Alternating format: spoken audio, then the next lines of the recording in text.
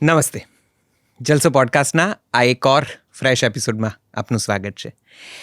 આજે જે હસ્તી સાથે વાત કરવાના છીએ તેઓ ખૂબ અભ્યાસુ વાઇલ્ડ લાઈફ ફોટોગ્રાફર છે.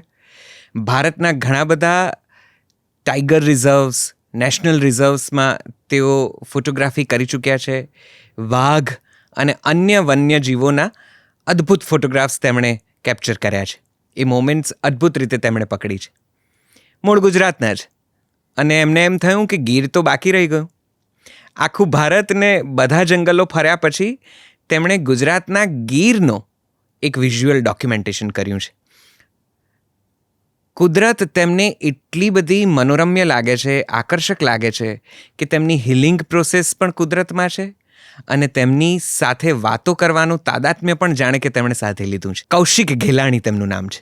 ગીર ઉપર તેમણે કરેલા વિઝ્યુઅલ ડોક્યુમેન્ટેશન વિશે આજે આ પોડકાસ્ટમાં આપણે વાત કરવાના છીએ. આમ તો એશિયાટિક લાયન્સનું મૂળ સરનામું એટલે આપણું ગીર, અને આપણે ઘણી વખત કદાચ ગીરની મુલાકાત લીધી હશે, સિંહોનું દર્શન કર્યું હશે અને બધું જ. પણ ખરેખર ગીર કેવી રીતે જોવી જોઈએ? સિંહ દર્શનનો લાવો મળે ત્યારે મનમાં ખરેખર શું અનુભૂતિ થવી જોઈએ? આ બધું જ કૌશિક પોતાની એક રસપ્રદ શૈલીમાં આપણને આજે વાત કરવાના છે.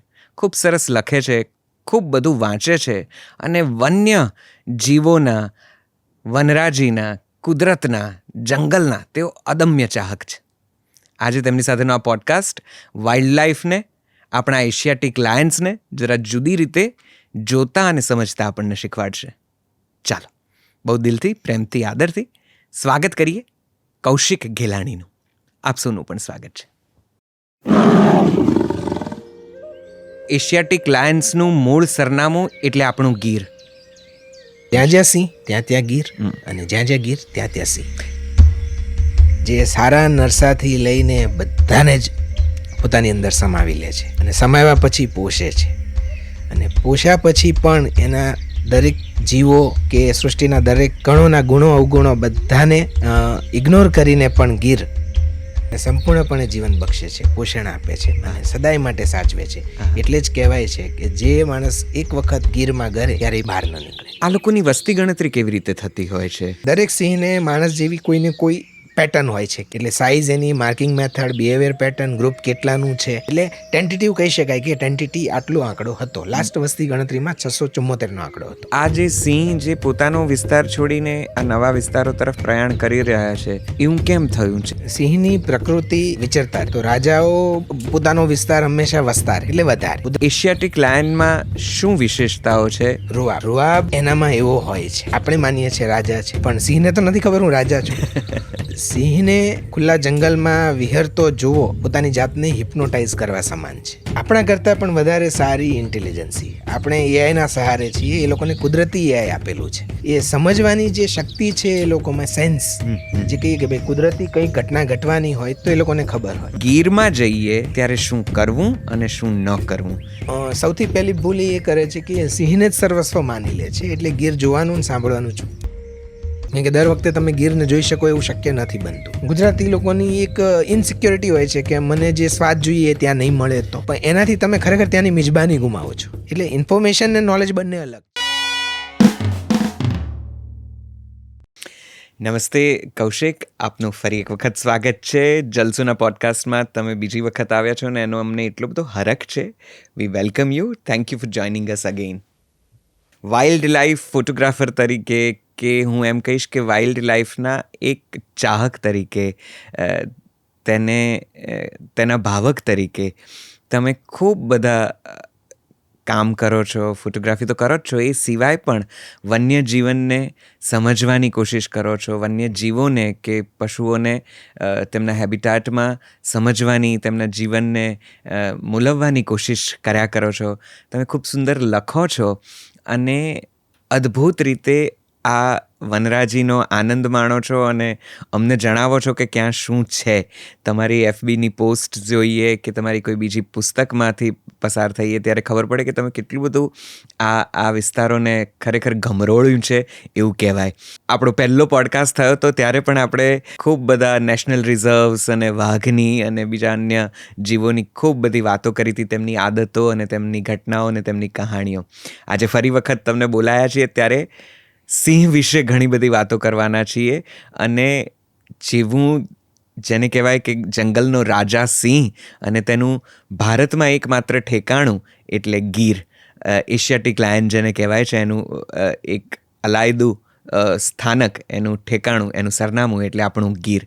અને ભારતમાં તો નહીં પણ વિશ્વમાં એકમાત્ર ઠેકાણું એશિયાઈ સિંહોનું. એબ્સોલ્યુટલી. અને તમે ગીરના સિંહો ઉપર અને ગીર ઉપર અત્યારે કામ કરી રહ્યા છો ત્યારે મને ખૂબ બધો આનંદ છે કે આપણે કંઈક સરસ મજાની વાતો અને માહિતી તમારી પાસેથી મેળવીશું. We welcome you again. Thank you very much, Kaushik. તો મને જણાવો, અત્યારે ગીર ઉપર શું કામ કરી રહ્યા છો અને સિંહોની કઈ સૃષ્ટિને તમે જોઈ આવ્યા છો જે અમને ખબર નથી ને અમારા પરિચયમાં નથી? પહેલાં તો કુદરતના આશીર્વાદ છે મારા પર, આપણા સૌ પર, પણ મારા પર વિશેષ કે મને ગીર પર કામ કરવાનો મોકો મળ્યો. હંમેશા બધાનો સવાલ એ રહેતો કે ભારતભરના જંગલો તમે ફરો છો બધું, પણ તમારા ઘરના જંગલ એવા ગીરના સિંહો પર કેમ જૂજ કામ કર્યું છે. તો સાચું કહું તો મને એને બહુ નજીકથી જોવાનો કે બહુ લાંબા સમય સુધી કુદરતના સંસર્ગમાં રહેવા માટે સમય ઓછો પડે. એટલે ગીર એક એવી જગ્યા છે કે જ્યાં કોઈ જો તક ન મળે તો બહુ જૂજ દિવસો રહી શકાય. એટલે કન્સિસ્ટન્ટ લાંબા સમય સુધી રહેવાનો મોકો મળ્યો. એટલે હું ગીરને હવે જોઈ શક્યો, જાણી શક્યો અને આખું એ ગીર હું ખૂંદી શક્યો. તો એ ગીર જ્યારે મેં જોયું ત્યારે હું સમજ્યો કે ના, ગીર એ માત્ર સિંહ નથી. ગીર એક ધબકતી સંવેદના છે અને એ સંવેદનાને અનુભવવા માટે ગીરમાં ઊંડા ઉતરવું પડે. ગીર એ માનું ઉદર છે જે સારા નરસાથી લઈને બધાને જ પોતાની અંદર સમાવી લે છે અને સમાવ્યા પછી પોષે છે. અને પોષ્યા પછી પણ એના દરેક જીવો કે સૃષ્ટિના દરેક કણોના ગુણો અવગુણો બધાને ઇગ્નોર કરીને પણ ગીર એને સંપૂર્ણપણે જીવન બક્ષે છે, પોષણ આપે છે અને સદાય માટે સાચવે છે. એટલે જ કહેવાય છે કે જે માણસ એક વખત ગીરમાં ગરે એ ક્યારેય બહાર ન નીકળે. ક્યાં વાત, વાહ. તો આ ગીરની થોડી ભૂગોળ સમજાવો, કારણ કે આપણે હમણાં ઓફ ધ રેકોર્ડ જ્યારે વાત કરતા હતા ત્યારે તમે બૃહદ ગીર ઉપર અત્યારે કામ કરી રહ્યા છો અને ઈસ્ટ ગીરનો પણ તમે એક સરસ મજાની ડોક્યુમેન્ટરી બનાવી ચૂક્યા છો અને હવે બીજી કરી રહ્યા છો. જી, એ બૃહદ ગીર એ જ ઈસ્ટ ગીર છે. એટલે એના પર ઓલરેડી હું મોન્સૂન વખતે કામ કરી ચૂક્યો છું. બૃહદ ગીર એટલે ગીરનો બાહ્ય વિસ્તાર. અચ્છા. તો ગીરનો જે બાહ્ય વિસ્તાર છે એટલે કે નદી કાંઠા, શેત્રુંજી નદીનો કાંઠો, જાફરાબાદના દરિયા કિનારાઓ, એટલે અમરેલી જિલ્લો આખો કવર કરીએ તો છેક દીવ, સોમનાથ, કોડીનાર સુધીનો જે વિસ્તાર છે એ, તો આ બાજુ થાન સુધીનો આખો વિસ્તાર છે. તો આ જે બધા વિસ્તારો છે એ બધા એવા વિસ્તારો છે કે જેમાં સિંહો આજે વિસ્તરે છે. એટલે સિંહોએ ખાલી ગીર ને જુનાગઢ વિસ્તારને છોડી અને 13 જિલ્લાઓમાં પોતાનું ઘર બનાવ્યું છે કુદરતી રીતે. તો એ 13 જિલ્લાઓમાં જે સિંહો ડણક દે છે એ બધી જગ્યાઓમાં ગીર સેન્ચ્યુરી અને નેશનલ પાર્ક એટલે કે રાષ્ટ્રીય ઉદ્યાન અને અભયારણ્ય એ બંનેની બહારનો જે વિસ્તાર છે એ બધો બૃહદગીર તરીકે ઓળખાય છે. બરાબર. એટલે બૃહદગીરમાં સરળતાથી કામ થઈ શક્યું અને હવે ગીરના અંદરના ભાગમાં કામ કરવાનો મોકો મળ્યો. એટલે જે ખરેખર જેને ગીર કહેવાય ગીર છે, જંગલ જેને કહેવાય, એ આમ તો જ્યાં જ્યાં સિંહ વસે એ બધી જગ્યાને ગીર તરીકે, એટલા માટે ગીરની આસપાસના જે ગામો છે દરેક ગામના નામની પાછળ ગીર લાગે છે. કોઈ પણ ગામ તમે પકડો, તાલાળા ગીર, તાતણિયા ગીર, તો આ જે બધા કોઈ પણ જિલ્લાનું ગામ હોય છે તો એ ગામના નામની પાછળ ગર્વથી લોકો ગીર લગાડે છે. બરાબર છે, કારણ કે કેમ કે ત્યાં સિંહ વસે છે. જ્યાં જ્યાં સિંહ ત્યાં ત્યાં ગીર અને જ્યાં જ્યાં ગીર ત્યાં ત્યાં સિંહ. તો આ જે સિંહ જે પોતાનો વિસ્તાર છોડીને આ નવા વિસ્તારો તરફ પ્રયાણ કરી રહ્યા છે, કે જુદા જુદા વિસ્તારોમાં હવે તેમની હલચલ દેખાય છે, એવું કેમ થયું છે? એમને પોતાના વિસ્તારમાંથી બહાર નીકળવાની પ્રકૃતિગત જરૂરત પડી છે કે કોઈ માનવીય ગોંચપરોણાના લીધે એમણે પોતાના વિસ્તારને વિસ્તારવો પડ્યો છે, એવું કાંઈ છે? તમારો અભ્યાસ શું કહે છે? સિંહની પ્રકૃતિ વિચરતા રહેવું. સિંહ હંમેશા પ્રાઇડમાં રહે. એ પ્રાઇડમાં રહે એટલે મોટું ગ્રુપ હોય અને પોતાના વિસ્તાર, જેમ આપણે કહીએ છીએ કે ભાઈ સિંહ જંગલનો રાજા હોય, તો રાજાઓ પોતાનો વિસ્તાર હંમેશા વસ્તારે એટલે વધારે. તો કુદરતમાં ટકી રહેવા માટે ખોરાક, પાણી અને ઉમદા રહેઠાણ, આ બધી વસ્તુ જે જગ્યાએ વ્યવસ્થિત મળી રહે એ જગ્યાને એ પોતાની બનાવે. એટલે એવી જગ્યાઓની શોધમાં જેમ જેમ આપણે જાણીએ છીએ બહુ સારી રીતે કે સિંહનું સંરક્ષણ અને સંવર્ધન થવાનું શરૂ થયું, એમ સિંહની વસ્તી વધી. છેલ્લી ગણતરીમાં 674 જેટલા સિંહ આપણા વિસ્તારમાં હતા.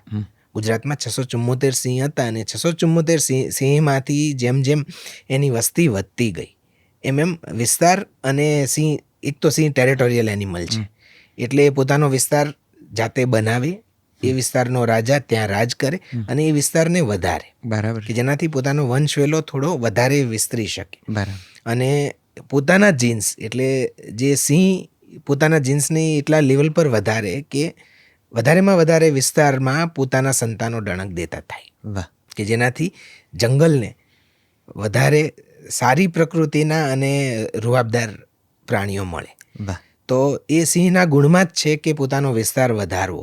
અને સિંહ વિચરવા માટે જાણીતું છે.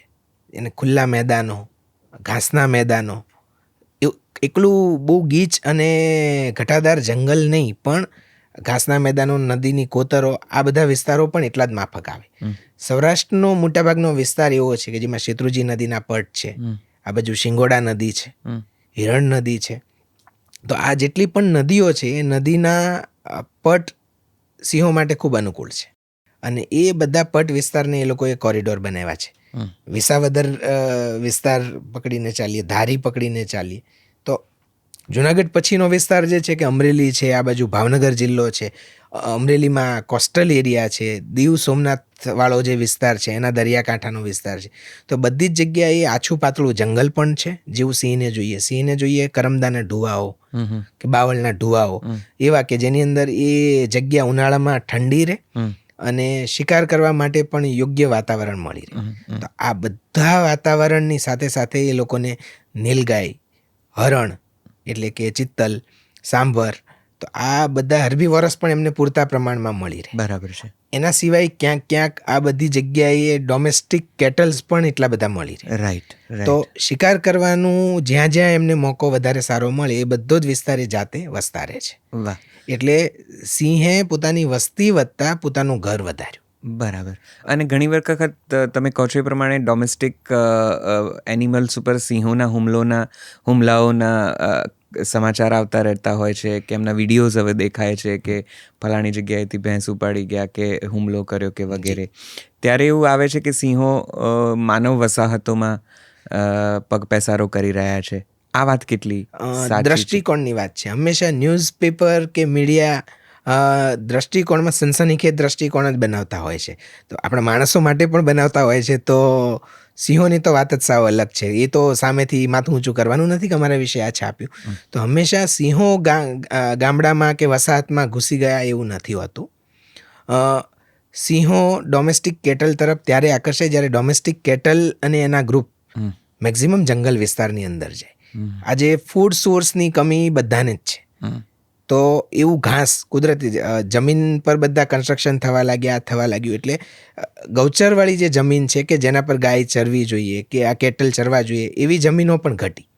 તો એના કારણે એવું થાય કે માલધારીઓ અને કેટલા બધા લોકો આજે ગાય કે ભેંસને ચરાવવા માટે જંગલ વિસ્તારમાં, અને આમ તો ઘણી બધી ગાય ભેંસોને એમ જ છોડી દેતા હોય છે કે જેનાથી એ લોકો ચરી લે. તો એ જે માલધારીઓ ને એ બધાની જે જનાવર હોય છે એ લોકોને ક્યાંક ને ક્યાંક દીપડો કે સિંહ, ઘણી વખત એવું બનતું હોય છે કે મોટાભાગના દીપડાઓ ડોમેસ્ટિક વિસ્તારની આસપાસ રહેતા હોય છે. એના સમાચાર વધારે કામ દીપડાનું હોય છે અને નામ સિંહનું આવે છે કેમ કે વિસ્તાર સિંહનો છે. જી. એટલે દર વખતે એવું ક્યારેય નથી હોતું કે સિંહે જ બધો શિકાર કર્યો, રાઈટ, પણ દીપડાઓનું એવું છે શાય એનિમલ છે, Right. શિકાર કરી અને ભાગી જાય. બરાબર છે. અને પછી તક મળે ત્યારે એ શિકાર પર બેસે ફરીવાર. તો બીજી વસ્તુ એ કે દરેક વખતે આ જે પણ એનિમલ હોય છે એ દરેક એનિમલને સિંહ દ્વારા ઈજા પહોંચાડવામાં આવે કે મારવામાં આવે તો એના પ્રત્યે માલધારીઓનો પણ દ્રષ્ટિકોણ ખૂબ ઉમદા હોય છે.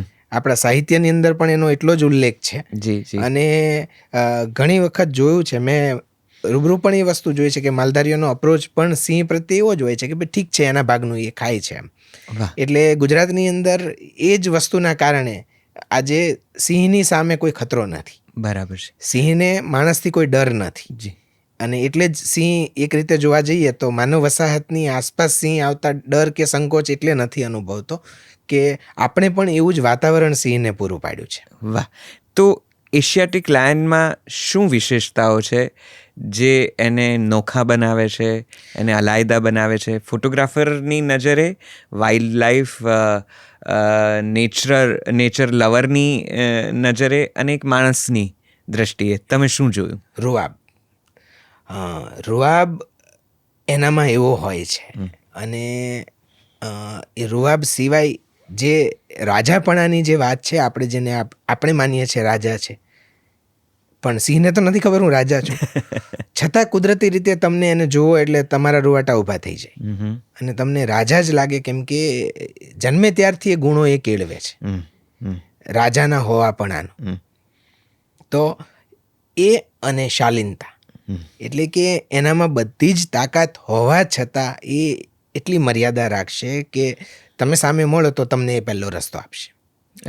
તમે સામે મળ્યા તો એ આપોઆપ રસ્તા પરથી હટી જશે, અથવા તો એ તમને એક મોક વોર્નિંગ આપશે કે ભાઈ મારો રસ્તો છે, તમે એક અંતર રાખો. તમે એક અંતર કરતાં થોડા વધારે નજીક આવશો તો પણ એ તમને વોર્ન કરશે. એટલે સિંહને ખુલ્લા જંગલમાં વિહરતો જુઓ એ પોતાની જાતને હિપ્નોટાઇઝ કરવા સમાન છે. જ્યારે તમે સિંહને જોશો તો ખરેખર તમે અવાચક થઈ જશો અને કદાચ એ દ્રશ્યનું વર્ણન પણ સરખી રીતે નહીં કરી શકો. તો એ રૂઆબ, એ છટા અને એના નાના બચ્ચાઓ હોય, જો મા બચ્ચાઓ સાથે જોવા મળે તો એ બચ્ચાઓ અને મા સાથેનો જે સંબંધ છે, એની કરુણા, એ જોઈને તમે કલ્પી જ ન શકો કે આ એક ખૂંખાર જાનવર હશે. આના એક પંજાથી 100 કિલોથી ઉપરનું હરણ પણ, એટલે કે સાંભર પણ મરી જાય. તો એની એ જે ડેન્જરસ સાઈડ છે એ તમે કલ્પી જ ન શકો. એટલી માસુમિયત હોય છે એના ચહેરા પર અને એટલી બધી કરુણા હોય છે. બીજું કે દરેક ક્વોલિટી, સમાજની જેટલા પણ સારા ગુણો છે એ બધા જ ગુણો તમે સિંહ પાસેથી શીખી શકો છો. એનું મેનેજમેન્ટ, એનું ફેમિલી મેનેજમેન્ટ એટલું અસરકારક હોય, મેલ એટલો બધો પ્રોટેક્ટિવ હોય કે તમે જોઈ શકો કે ભાઈ નાના બચ્ચા હોય ત્યારે મેલ પોતે માદા અને બચ્ચાઓથી ડિસ્ટન્સ રાખી અને આખા વિસ્તારને પ્રોટેક્ટ કરે છે. પછી જ્યારે બચ્ચાઓ નાના હોય અને માદા એની આસપાસ હોય તો બીજી 2-3 સિંહણો એની સાથે જોઈન થાય, જે બચ્ચાઓની માસીઓ હોય છે. આજે કરન્ટલી ગીર સેન્ચુરી વિસ્તારમાં એક સાથે 10 બચ્ચાઓ જોવા મળે છે. તો એક સાથે નાના 10 બચ્ચાઓ ફરતા હોય અને 3 સિંહણો, તો એ જોઈને તમે કલ્પી ન શકો કે આ 3માંથી કોના બચ્ચા છે, અથવા તો કયા બચ્ચા સેપરેટ પડે છે. સેપરેટ પડવાની ઘટના ઓછી બને, કેમ કે બધા જ બચ્ચા કાં તો એક જ માને ફીડ કરતા હોય, બીજી 2 ધ્યાન રાખતી હોય. ફરી પછી એ બચ્ચા કોઈ બીજી મધરને ફીડ કરતા હોય અને બીજી ધ્યાન રાખતી હોય. અને 3 માદાઓ એક સાથે હરખભેર જ્યારે મળે તો એ જે ડણક હોય એ લોકોની કમ્યુનિકેટ કરવાની ભાષા એ પણ બહુ રસપ્રદ હોય. બચ્ચાઓને બોલાવવા હોય તો એને ગમકે છે એવો શબ્દ વપરાય છે ત્યાં, કે ભાઈ સિંહણ ગમકે, એટલે એ નાની ડણક હોય જે બચ્ચાઓ સાંભળી શકે અને બચ્ચાઓ દૂર હોય તો નજીક આવી જાય. પછી બચ્ચાઓને વોર્નિંગ આપવી હોય કોઈ તો આમ થોડું ગુસ્સામાં ડણકે, બચ્ચું થોડું વધારે મસ્તી કરતું હોય તો. પછી કદાચ નર વધારે નજીક આવે તો એને તે સરસ મજાની વોર્નિંગ આપી દે, ત્યારે એવું થાય કે યાર રાજા હોવા છતાં રાણી સામે તો એ ગુલામ છે. એટલે આ બધી વસ્તુ, અને કોઈ હરણને જોયા પછી એ હાઈડ બનાવી અને સરસ મજાનું એને શિકાર કરવા માટે એક આખી મૂક ટ્રેનિંગ જેવું એ ક્રિએટ કરે, જેનાથી બચ્ચાઓ શીખી શકે, સમજી શકે. બચ્ચાઓ ઝાડ પર ક્યુરિયસ હોય એટલે ઝાડ પર ચડવાનો પ્રયત્ન કરે, જે એના ગુણમાં નથી, પણ એ ઝાડ પર ચડવાનો પ્રયત્ન કરે ત્યારે ત્યાં જઈને ઊભી રહી જાય. ચડી ગયા પછી ઉતરશે તો મારી પીઠ પર ઉતરશે. તો એ માતૃત્વ અને આ આખા બધા જ જે પ્રેમના ગુણો છે, સેક્રિફાઈસના ગુણો છે, યુનિટીના ગુણો છે, આ બધા જ તમને સિંહ શીખવે છે. અને એ આ ગીરના જંગલમાં શીખવા મળે. એટલા માટે જ ગીરનું જંગલ એ એક સરસ મજાની યુનિવર્સિટી ગણી લો તમે, કે જીવનની સૌથી મોટી પાઠશાળા ગણી લો. આમ તો કોઈ પણ જંગલ માટે એ સાર્થક છે, પણ ગીરનું જંગલ જે છે એ ખરું સત્વ ધરાવે છે. વાહ. તો મૂળે તો આ જંગલનો રાજા એક રીતે તો સામાજિક પરિપ્રેક્ષ્યમાં કે સામાજિક બિહેવિયરમાં જ માને છે, પારિવારિક બિહેવિયરમાં જ માને છે, રાઈટ? જી. અને તમે એમની કોઈ ખાસ કહાણીઓ નોંધી આ ડોક્યુમેન્ટેશન દરમિયાન? એમના જીવનના કોઈ ખાસ અનોખા પાસા જોયા હોય તો અમને વર્ણવો. ઘણા બધા પાસાઓ જોયા. એમાંથી રસપ્રદ ગીરના જંગલમાં દેવાડુંગર વિસ્તાર છે. એ દેવાડુંગર વિસ્તારમાં એક સિંહણ છે, એના નાના નાના બચ્ચાઓ છે. એક જ વખત કદાચ એ બચ્ચાઓ બહાર દેખાયા છે, બચ્ચાઓને એને સંતાડી રાખ્યા છે. અને એ બચ્ચાઓના જે ફાધર છે એ દેવાડુંગરથી થોડા આગળના વિસ્તારના ડોમિનન્ટ મેલ છે. બંને બે ભાઈઓ છે, બંને સાથે જ ફરતા હોય છે. તો એમાંના એક આ સિંહણના ફાધર છે. પણ એ વિસ્તાર છોડી અને એ બીજા વિસ્તારમાં અત્યારે બીજી સિંહણ સાથે મેટિંગ પ્રોસેસમાં છે. તો એ મેટિંગ પ્રોસેસમાં એટલા એંગેજ છે કે આ વિસ્તાર તરફ આવ્યા જ નથી, દેવાડુંગર વિસ્તાર તરફ, કે જ્યાં એની મધર એટલે એ સિંહણ છે અને 3 બચ્ચાઓ છે. બરાબર. હવે એ સિંહણે પોતાના બચ્ચાને કોઈ પણ રીતે એડલ્ટ કરવાના છે. હવે એડલ્ટ કરવા માટેનો સૌથી મહત્વનો જે ટાઈમ છે એ છે કે બચ્ચા 1 થી 1.5 વર્ષ સુધી એટલીસ્ટ પહોંચી જવા જોઈએ. હવે સિંહણનું એવું હોય છે કે બચ્ચામાંથી કદાચ એકાદું બચ્ચું જો વીક હોય, એની સાથે સાથે ચાલી પણ ન શકતું હોય, એ જેટલી સ્પીડ ત્વરાથી ચાલે, તો 2 બચ્ચા સિવાય જે એક બચ્ચું છે એને કાં તો છોડી દેશે કાં તો એને ખતમ કરી દેશે જાતે જ. કેમ કે એના લીધે બીજા જે 2 બચ્ચા છે એનું જીવન ખતરામાં ના રહે. એક અટકે તો બધા જ અટકે. રાઈટ. એટલે એ મોટા એ એની ક્વોલિટીમાં જ આવે છે કે ભાઈ સર્વાઈવલ ઇઝ ફિટેસ્ટનો જે રૂલ છે એ અહીંયા લાગુ પડે છે. હવે એ બચ્ચાઓને એડલ્ટહુડ સુધી લઈ જવા માટે સિંહણ અત્યારે એવા પ્રયત્નમાં છે કે ત્યાં કોઈ બીજા વિસ્તારનો એક મેલ છે, એ મેલ ત્યાં આવ્યો છે. અને મેલની બિહેવિયર પેટર્નની અંદર એની મેઇન રિક્વાયરમેન્ટ અત્યારે મેટિંગ છે, કે જેનાથી ફિમેલને ડોમિનેટ થઈ શકે. હવે જો ફિમેલ નાના બચ્ચા છે એટલે મેટિંગ માટે રિફ્યુઝ કરે તો એ કોઈ પણ રીતે એ બચ્ચાને શોધશે, એટલે એ ફ્રી થઈ જશે. બરાબર છે. તો એ ક્યાંક ને ક્યાંક એને બચ્ચા મળી જશે. તો એ મેલને એંગેજ રાખવા માટે એ ફિમેલ અત્યારે એની સાથે ફેક મેટિંગમાં છે, કે મેલને એનો અંદાજ જ નથી કે હું ફેક મેટિંગ કરું છું. ઓહો. તો એ ફેક મેટિંગ પ્રોસેસની થિયરી ત્યાં સુધી ચાલુ રહેશે જ્યાં સુધી પેલા મેલ જે છે, જે એમનો એકચ્યુઅલ ફાધર છે, એ આ વિસ્તારમાં ના આવે. એ આ વિસ્તારમાં જેવા આવશે એટલે એ આખા ગ્રુપની અંદર આ સિંહણ ભળી જશે અને આ સિંહણ એ મેલ એટલે કે જે એકચ્યુઅલ ફાધર છે એની સાથે મળી અને આ મેલને મારીને વિસ્તારમાંથી કાઢશે. ઓહો. તો અત્યારે આ ઘટના ઘટી રહી છે. આ બધું જ તમે ડોક્યુમેન્ટ કર્યું છે તમારી ફોટોગ્રાફીમાં? મોસ્ટ ઓફ મેં જેટલું બની શક્યું એટલું ડોક્યુમેન્ટ કર્યું છે. અચ્છા. કે એની ડોમિનન્ટ પ્રોસેસ આખી, એની મેટિંગ પ્રોસેસ, અને બીજા જે મેલ છે એ જ્યાં એંગેજ છે એમની, અને એના સિવાય બીજો પણ એક મેલ છે. આજે બે ભાઈઓ છે, આ બંને ભાઈઓ ખોખરા મેલ કહેવાય છે, ખોખરા વિસ્તારમાં રહે છે. ઓકે.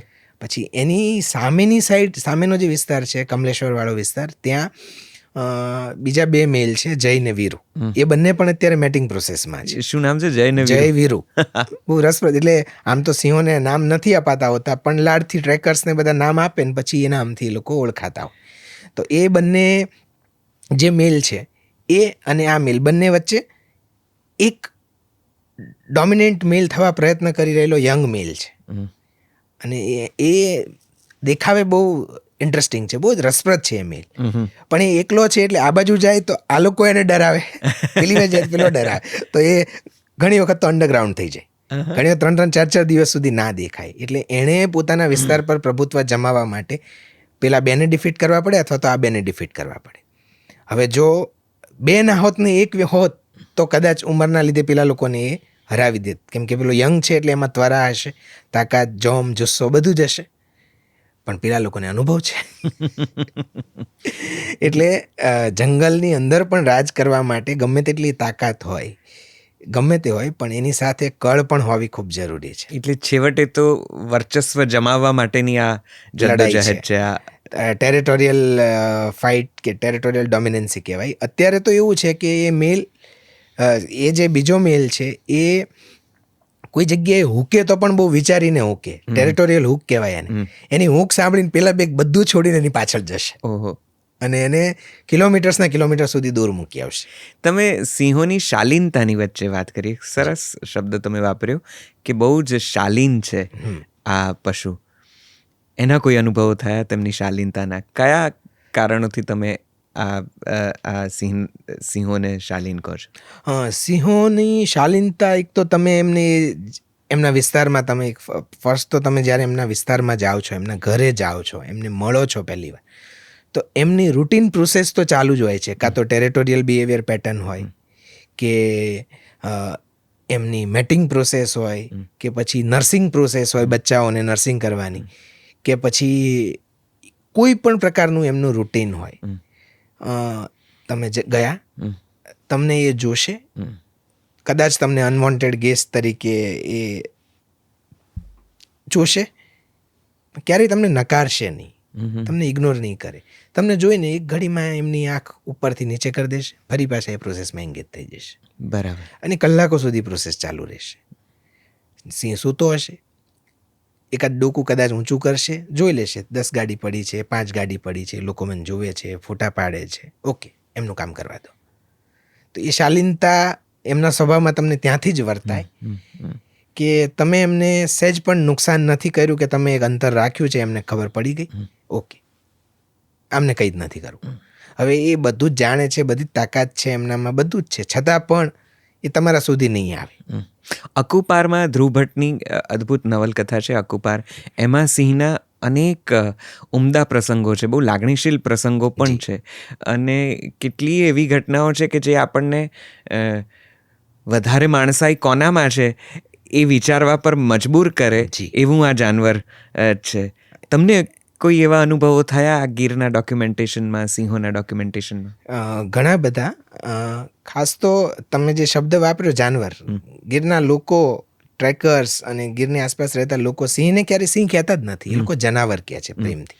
જનાવર કહે એટલે સમજી જવાનું કે ભાઈ સિંહની વાત થાય છે. અચ્છા.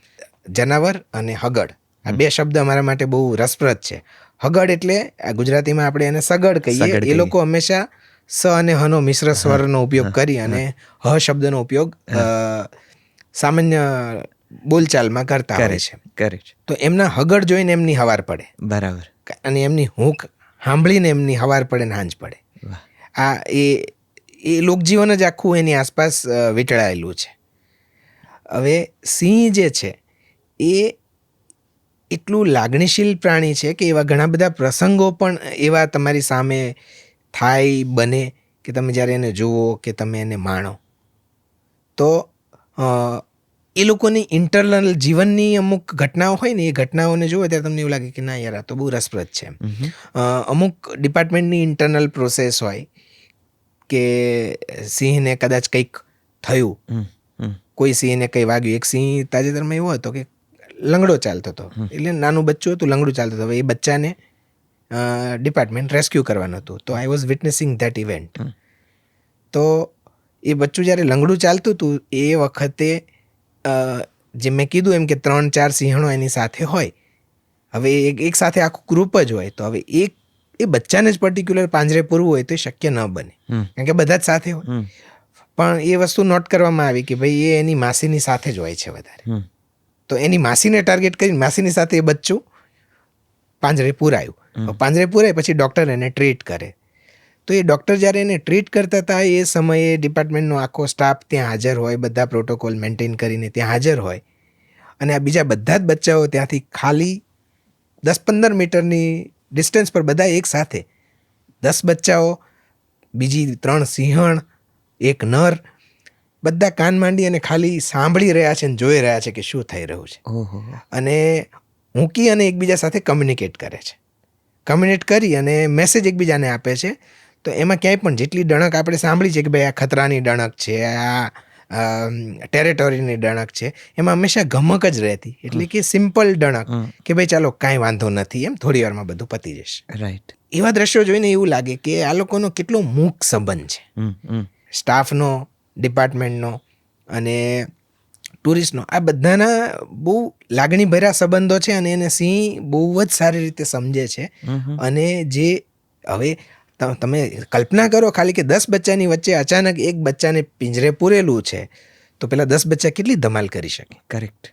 અને 10 બચ્ચાની સાથે પેલી 3 સિંહણ પોતાની 3 એક સાથે તાકાત બતાવે તો એની સામે 10 માણસો થોડી ઊભા રહી શકવાના છે. બરાબર છે. પણ છતાં એ લોકો 10 મીટર દૂર શાંતિથી આખી પ્રોસેસ પૂરી થાય ત્યાં સુધી બેઠા છે અને ડિપાર્ટમેન્ટ શાંતિથી એમનું કામ કરે છે. તો આ કઈ રીતે એમને સમજાય છે કે આ રેસ્ક્યુઅર છે, આ અમારી દરકાર લેનાર છે, આ અમારી કાળજી લેનાર છે, આ રોજિંદો છે, આ કોઈક આસપાસનો છે, અને આ શિકારી છે કે આ ટુરિસ્ટ છે કે આ કોઈક અમને વિતાડનારું છે, એવી સમજણ એમને કેવી રીતે વિકસે છે? આપણા કરતાં પણ વધારે સારી ઇન્ટેલિજન્સી આપણે એઆઈના સહારે છીએ. એ લોકોને કુદરતી એઆઈ આપેલું છે. એ સમજવાની જે શક્તિ છે એ લોકોમાં, સેન્સ, જે કહીએ કે ભાઈ કુદરતી કંઈ ઘટના ઘટવાની હોય તો એ લોકોને ખબર હોય. તો એ લોકો માટે માણસ પણ કુદરતી છે. તો એ કુદરતી ઘટનાનો જ એક ભાગ છે. માણસનું વર્તન પણ કુદરતી ઘટનાનો એક ભાગ છે. એટલે એ લાગણીને વાંચી શકે છે. એ આંખોમાં રહેલી જેટલી પણ લાગણી છે એ તમારી એક્શન એ બધું જ સમજી શકે છે અને ભાકી શકે છે. અને એના પર જ એ એનું વર્તન હંમેશા રિએક્શનમાં આપતું હોય છે. તો સિંહો રોજિંદા વ્યવહારમાં કે રોજિંદા જીવનમાં જે વ્યક્તિઓને જુએ છે એને ઓળખી શકે છે, જેમ કે રેસ્ક્યુઅર્સ કે જ્યાં ત્યાંના ગાઈડ્સ હશે કે ટ્રેકર્સ હશે? ઓળખે છે.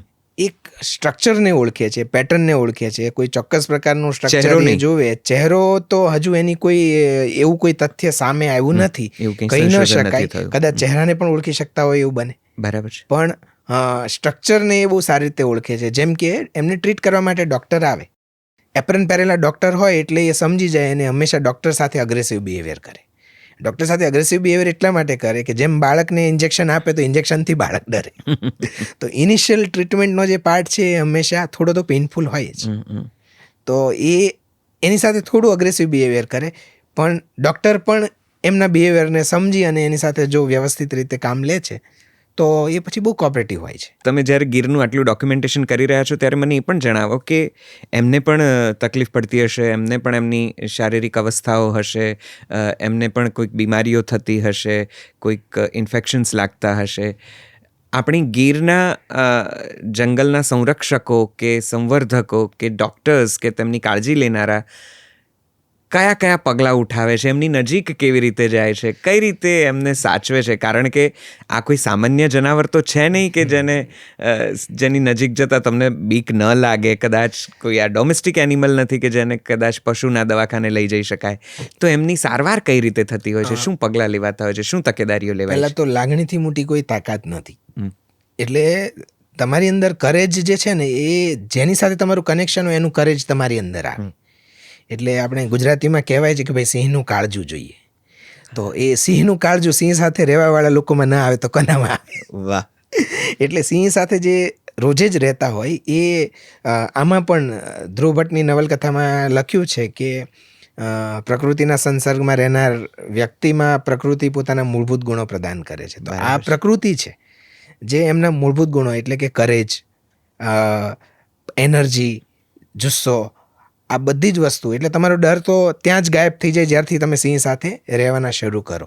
સિંહની પહેલી ડણક સાંભળો એટલે તમે થરથર ધ્રુજવા લાગો, પણ પછી રૂટીન થવા લાગે એટલે તમને સિંહની ડણકથી આનંદ આવે. એટલે એ ડણક, એ ટેરેટરી, એ બધું સમજો. હરણનો ચિત્કાર તમે જ્યારે પહેલી વાર સાંભળો તમને એવું લાગે કે આ ચિત્કાર એટલે એ બિચારો મરી ગયો. પણ ધીરે ધીરે તમે જેમ એમાં ઇન્વોલ્વ થતા જો તમને ખ્યાલ આવે કે ઓકે હરણનો ચિત્કાર છે તો સિંહના બચ્ચાનું પેટ ભરાય છે. બરાબર છે. એટલે એ 12 બચ્ચા માટે તમને પાછો આનંદ થાય. અને હરણ માટે કે ભાઈ એની સ્ટ્રગલની લાઈફ હતી, સારું થયું, પૂરી થઈ. તો આ લોકો સિંહને સમજવા માટે પહેલાં તો સાયન્ટિફિક મેથડનો ઉપયોગ કરે, લાગણીનો ઉપયોગ કરે, અને સિંહ પર લગભગ ડિપાર્ટમેન્ટના સરકારના દરેક કર્મચારીઓની નજર હોય કે સિંહ ક્યાં જાય છે, શું કરે છે, સ્વસ્થ છે કે નહીં. જો સ્વસ્થ છે, ઓકે છે તો ઓકે, એમને જુઓ, આનંદ માણો અને કામ પૂરું કરો.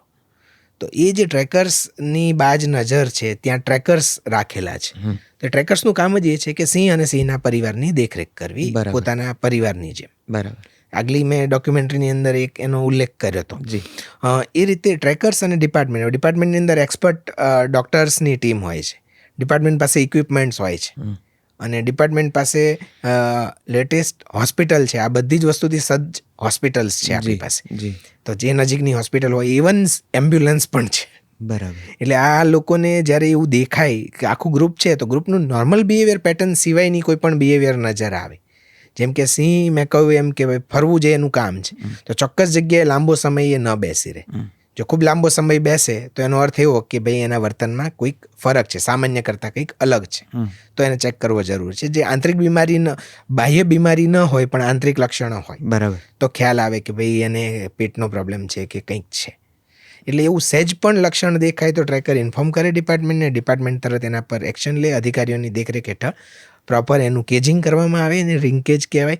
એ પ્રકારની એક મેથડ વાપરે કે જે મેથડથી સિંહને કોઈ સ્ટ્રેસ પણ ન પડે અને એ સિંહ પકડાઈ જાય અને એને ટ્રીટ કરવામાં આવે. અને ટ્રીટ કરવા માટે પણ સેફ્ટી પ્રિકોશન્સની સાથે અને આ બધી જ વસ્તુનું વિઝ્યુઅલ ડોક્યુમેન્ટેશન એ લોકો રાખે, કે જેનાથી કશું નેગેટિવ ન થાય.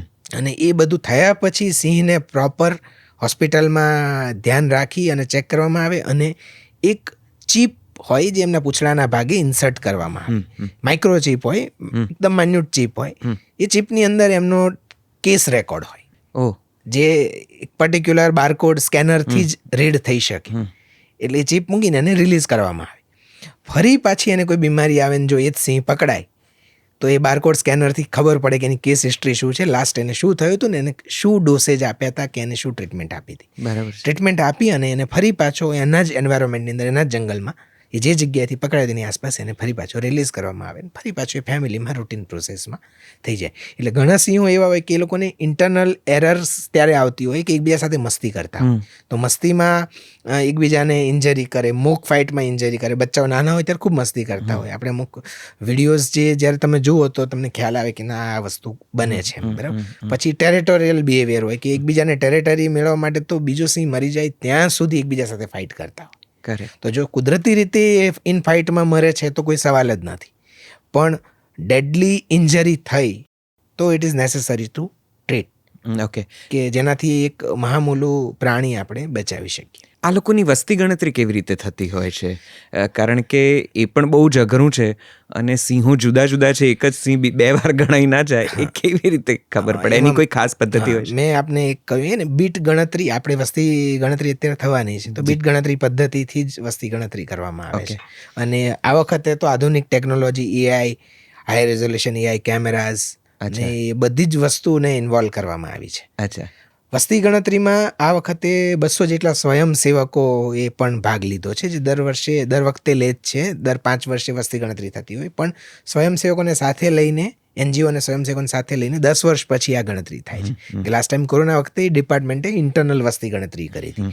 તો એ જ્યારે વસ્તી ગણતરી થવાની હોય ત્યારે ડિપાર્ટમેન્ટનો સ્ટાફ અને એ બધા ભેગા મળીને ચોક્કસ બીટ કે ચોક્કસ વિસ્તાર પર મોનિટરિંગ કરે 24 કલાક સુધી. તો સિંહનું એવું છે કે ભાઈ વિસ્તાર એક એને નક્કી કરેલો છે કે આ વિસ્તારમાં રહે છે, તેનું આખું ફેમિલી એ જ વિસ્તારમાં હોય. તો જ્યારે આ વિસ્તારમાં નોંધાવ્યું ત્યારે બીજા વિસ્તારમાં નથી જ નોંધાવાનું. પછી બ્રેક લઈને 24 કલાક પછી ફરી પાછી એ જ રીતે ગણતરી કરવામાં આવે. એટલે ફરી પાછું કદાચ આ વિસ્તારમાં ના નોંધાય ને પેલા વિસ્તારમાં નોંધાય તો ખ્યાલ આવી જાય. પછી દરેક સિંહને માણસ જેવી કોઈને કોઈ પેટર્ન હોય છે, ક્યાંક ને ક્યાંક ચહેરા પર કોઈ નિશાન, કોઈ માર્કિંગ. એટલે સાઇઝ, એની marking method, behaviour pattern, group કેટલાનું છે. હવે 8નું ગ્રુપ મળ્યું તો 8નું જ ગ્રુપ બીજા વિસ્તારમાં મળે તો ખ્યાલ આવી જ જાય કે આ જ છે. એટલે એક સાથે બધી જ જગ્યાએ બધા જ સ્વયંસેવકો લાગેલા હોય, ડિપાર્ટમેન્ટ લાગેલો હોય. એટલે એનું જે ઓવરઓલ ડેટા કેલ્ક્યુલેશન મળે એ ડેટાને મેચ કરી, મર્જ કરી અને ફાઇનલ કેલ્ક્યુલેશનનો આંકડો આવે. એટલે આ બધું કર્યા પછી પણ સાવ ફેક્ચ્યુઅલ ડેટા જ આવે છે એવું આપણે ન કહી શકીએ. એટલા માટે એને વસ્તી ગણતરી અંદાજ તરીકે ઓળખવામાં આવે છે. બરાબર છે. એટલે ટેન્ટેટિવ કહી શકાય કે ટેન્ટેટી આટલો આંકડો હતો. લાસ્ટ વસ્તી ગણતરીમાં 674 નો આંકડો હતો. બરાબર છે. આ વખતે વધે એવી અપેક્ષાઓ છે. તો આ જે વસ્તી ગણતરી થાય છે એમાં સ્વાસ્થ્યનું પણ એક ટ્રેક્શન થઈ જતું હોય છે સિંહોના, કે એમના જેનેટિક્સની પણ કોઈ સંભાળ લેવામાં આવતી હોય છે, કે એ ડેટા પણ મળતો હોય છે કે જે એશિયાટિક લાયન્સના જીન્સને થોડા ડિકોડ કરે અને આપણને કોઈ ખાસ ખૂબીઓ સુધી માહિતગાર કરે? એને વસ્તી ગણતરી સાથે કોઈ નિસ્બત કોઈ નથી. નિસ્બત રિસર્ચનો ભાગ છે. બરાબર. એટલે રિસર્ચ ડિપાર્ટમેન્ટલ ઇન્ટરનલ હોય છે. હા. તો રિસર્ચ અને એના પર થીસીસ લખવી અને એ બધાનું પ્રોસેસ જ આખી અલગ છે. બરાબર છે. તો કોઈ એવા કોઈ એશિયાટિક લાયન્સના જીન્સના કોઈ ડિકોડ થયેલા ડેટા તમારી જાણમાં ખરા, કે જે કદાચ આપણને સામાન્ય માણસ તરીકે કે સામાન્ય પ્રવાસી તરીકે ખબર ન હોય, પણ કદાચ તમે અંદર સુધી ઉતર્યા છો અને આટલું ડોક્યુમેન્ટેશન કર્યું છે તો તમારી પાસે હોય કંઈ એવું જાણકારી? એ મેં કહ્યું એમ કે ડિપાર્ટમેન્ટલની એક ઇન્ટરનલ પ્રોસેસ જ હોય છે. એટલે એ લોકો કદાચ ડેટા પબ્લિશ કરે કંઈક હોય તો. બરાબર છે. કેમ કે રિસર્ચ તો ગીરમાં સમયાંતરે થતા રહ્યા છે. જી. અને ઘણા ફોરેનર્સે પણ સારા એવા રિસર્ચ કર્યા છે અને એ લોકોએ ડેટા સબમિટ કર્યા છે. અને અમુક રિસર્ચ એવા પણ થયા છે કે જેનો ડેટા થોડો મેન્યુપ્યુલેટિવ હોય. એટલે જે તે રિસર્ચર હોય એમણે પોતાના ઓપિનિયન રજૂ કરેલા. બરાબર છે. હવે દર વખતે ઓપિનિયન સાચા હોય એવું જરૂરી નથી. બરાબર છે. અમુક ઓપિનિયન મારી જાણમાં છે કે એવા આવ્યા હતા. અમુક રિસર્ચરના ઓપિનિયન એવા આવ્યા હતા કે ગીરનો સિંહ છે એ કેટલ પર જ નિર્ભર કરે છે. તો એ સદંતર ખોટું છે. મેં મારા ડોક્યુમેન્ટેશનની અંદર એમને સ્પોટેડ ડિયર પર સરસ મજાનું હન્ટિંગ કરવાની પ્રોસેસ કરતા, ઇવન સ્પોટેડ ડિયર એટલે કે ચિત્તલને મારી અને કલાકમાં સફાચટ કરતા જોયા છે. એટલે એક કલાકની અંદર જો એ સ્પોટેડ ડિયરને મારી અને સફાચટ 2 સિંહણ મળીને કરી નાખતી હોય તો એ એવું છે જ નહીં કે કુદરતી શિકાર પર નથી નભતા. એટલે અમુક વખતે આ પ્રકારના રિસર્ચ ને આ પ્રકારના ડેટા હોય એ મેન્યુપ્યુલેટિવ થતા હોય છે. બરાબર છે. અને મેન્યુપ્યુલેટિવમાં અમુક લોકોના પર્સનલ એજન્ડા હોય કે કંઈ પણ હોય. પણ ટૂંકમાં કુદરત જે રીતે ઘડાયેલું છે, જે રીતે બનેલું, કુદરતે વ્યવસ્થા બધી જ કરેલી છે દરેક જીવો માટે. હું ફરી રિપીટ કરું કે કુદરતની અંદર એક પણ જીવ માટે કોઈનો આધાર હોય તો જ કંઈક બને એવું શક્ય જ નથી. એટલે દરેક જીવ ઇન્ટરફિયરન્સ સિવાય જો જીવવા દઈએ તો આપોઆપ એ સરસ રીતે એ કરે જ છે. અને અત્યારે આપણે જોઈએ એમ કે ડિપાર્ટમેન્ટ એ જ કામ કરે છે કે કોઈ પણ રીતે એનું હેબિટાટ મેન્ટેન રહે. અને જેમ કીધું એમ વચ્ચે વાત હતી કે ભાઈ સિંહો ગામડાના વિસ્તારમાં મૂવ કરે છે, પણ એ સિંહની પ્રકૃતિ જ છે મૂવ કરવાની. તો એ જેટલા વિસ્તારમાં ફરે, જેટલા વિસ્તારમાં એ ડણક દે છે, એટલા વિસ્તારને સુરક્ષિત કરવામાં આવે કે ભાઈ સિંહ માટે એટલીસ્ટ એવા કોરિડોર મેન્ટેન રહે કે જે ઇઝીલી મૂવ કરી શકે. રેલવેના ઇશ્યુઝ આવતા હતા તો રેલવેની સ્પીડ ઘટાડવામાં આવી. રાઈટ. પછી રેલવે ટ્રેક પર ટ્રેકરનું મેન્યુઅલ મોનિટરિંગ મૂકવામાં આવ્યું કે જેનાથી એ લોકો પાયલોટને જાણ કરી શકે. રાઈટ. પહેલેથી જ, અને એ પગલાં લઈ શકાય કે જેનાથી અકસ્માત ન બને. રાઈટ. પછી અમુક વિસ્તારની અંદર કેમેરા સર્વેલન્સ, અને હવે તો કદાચ એવું પણ આવી રહ્યું છે કે રેલવે કદાચ AI ટેકનોલોજીથી સેન્સર બિલ્ડઅપ કરે. વાહ. અને એનાથી વધારે થોડું સારું સંરક્ષણ થઈ શકે. બિલકુલ. બીજું પાણીના પ્રશ્નો હોય કે ભાઈ સિંહો વધારે માનવ વસ્તીમાં આવી જાય પાણી માટે, ખોરાકને પાણી માટે, તો એના માટે વન તળાવની યોજના ઇમ્પ્લિમેન્ટ કરવામાં આવી કે દરેક જંગલની અંદર એક વન તળાવ બનાવવામાં આવ્યું કે જે જંગલમાં કુદરતી રીતે જ માટી ખોદીને જ બનાવવામાં આવે કે જેનાથી ભેજ સંરક્ષણનું કામ એમાં થઈ શકે. એમાં પ્રોપરલી પાણી સ્ટોર થાય અને એ પાણી પીવા માટે સિંહોને અને બધા એનિમલને કામ લાગે. ટેકનિકલી બીજા હર્બીવોરસ એનિમલ જો પાણી માટે ગામડા તરફ કે ખેતરો તરફ જાય તો એની પાછળ સિંહ જાય. બરાબર છે. પણ એ એનિમલ જ ન જાય તો સિંહ જવાનો કોઈ સવાલ જ નથી ઉઠતો. તો જંગલ ખાતાના માણસો કે વન્યજીવ રક્ષકો જ્યારે આ પ્રકારના કામો કરે ત્યારે કોઈ એવી ઘટનાઓ ઘટી છે કે સિંહોએ કોઈ હુમલો કર્યો હોય કે માનવજાત ઉપર ક્યાંક હુમલો કરીને એમને મારી નાખ્યા હોય? કારણ કે આ તળાવ ખોદવું કે નાના મોટા બીજા કામો કરવા એ દરમિયાન પણ જંગલમાં તો રહેવું પડે, આસપાસ કદાચ કોઈક સિંહ હોય, એવી કોઈ ઘટનાઓ સામે આવી છે કે સિંહે પહેલા કોઈ? મેં આપણે વાત થઈ એમાં મેં એક રસપ્રદ વાત કરી હતી કે સિંહો જાતે જ રસ્તો આપી દે છે. એટલે એમને જ્યારે માનવની હાજરી કે એમને કશો એવો અંદાજ આવે કે મારા ઘરમાં આ વ્યક્તિઓ આવ્યા છે, તો મારું ઘર છે આ કેમ આવ્યા એ પ્રશ્ન લઈને સામે નથી આવતો. એ આપોઆપ પોતાનો રસ્તો બનાવી જ લે છે.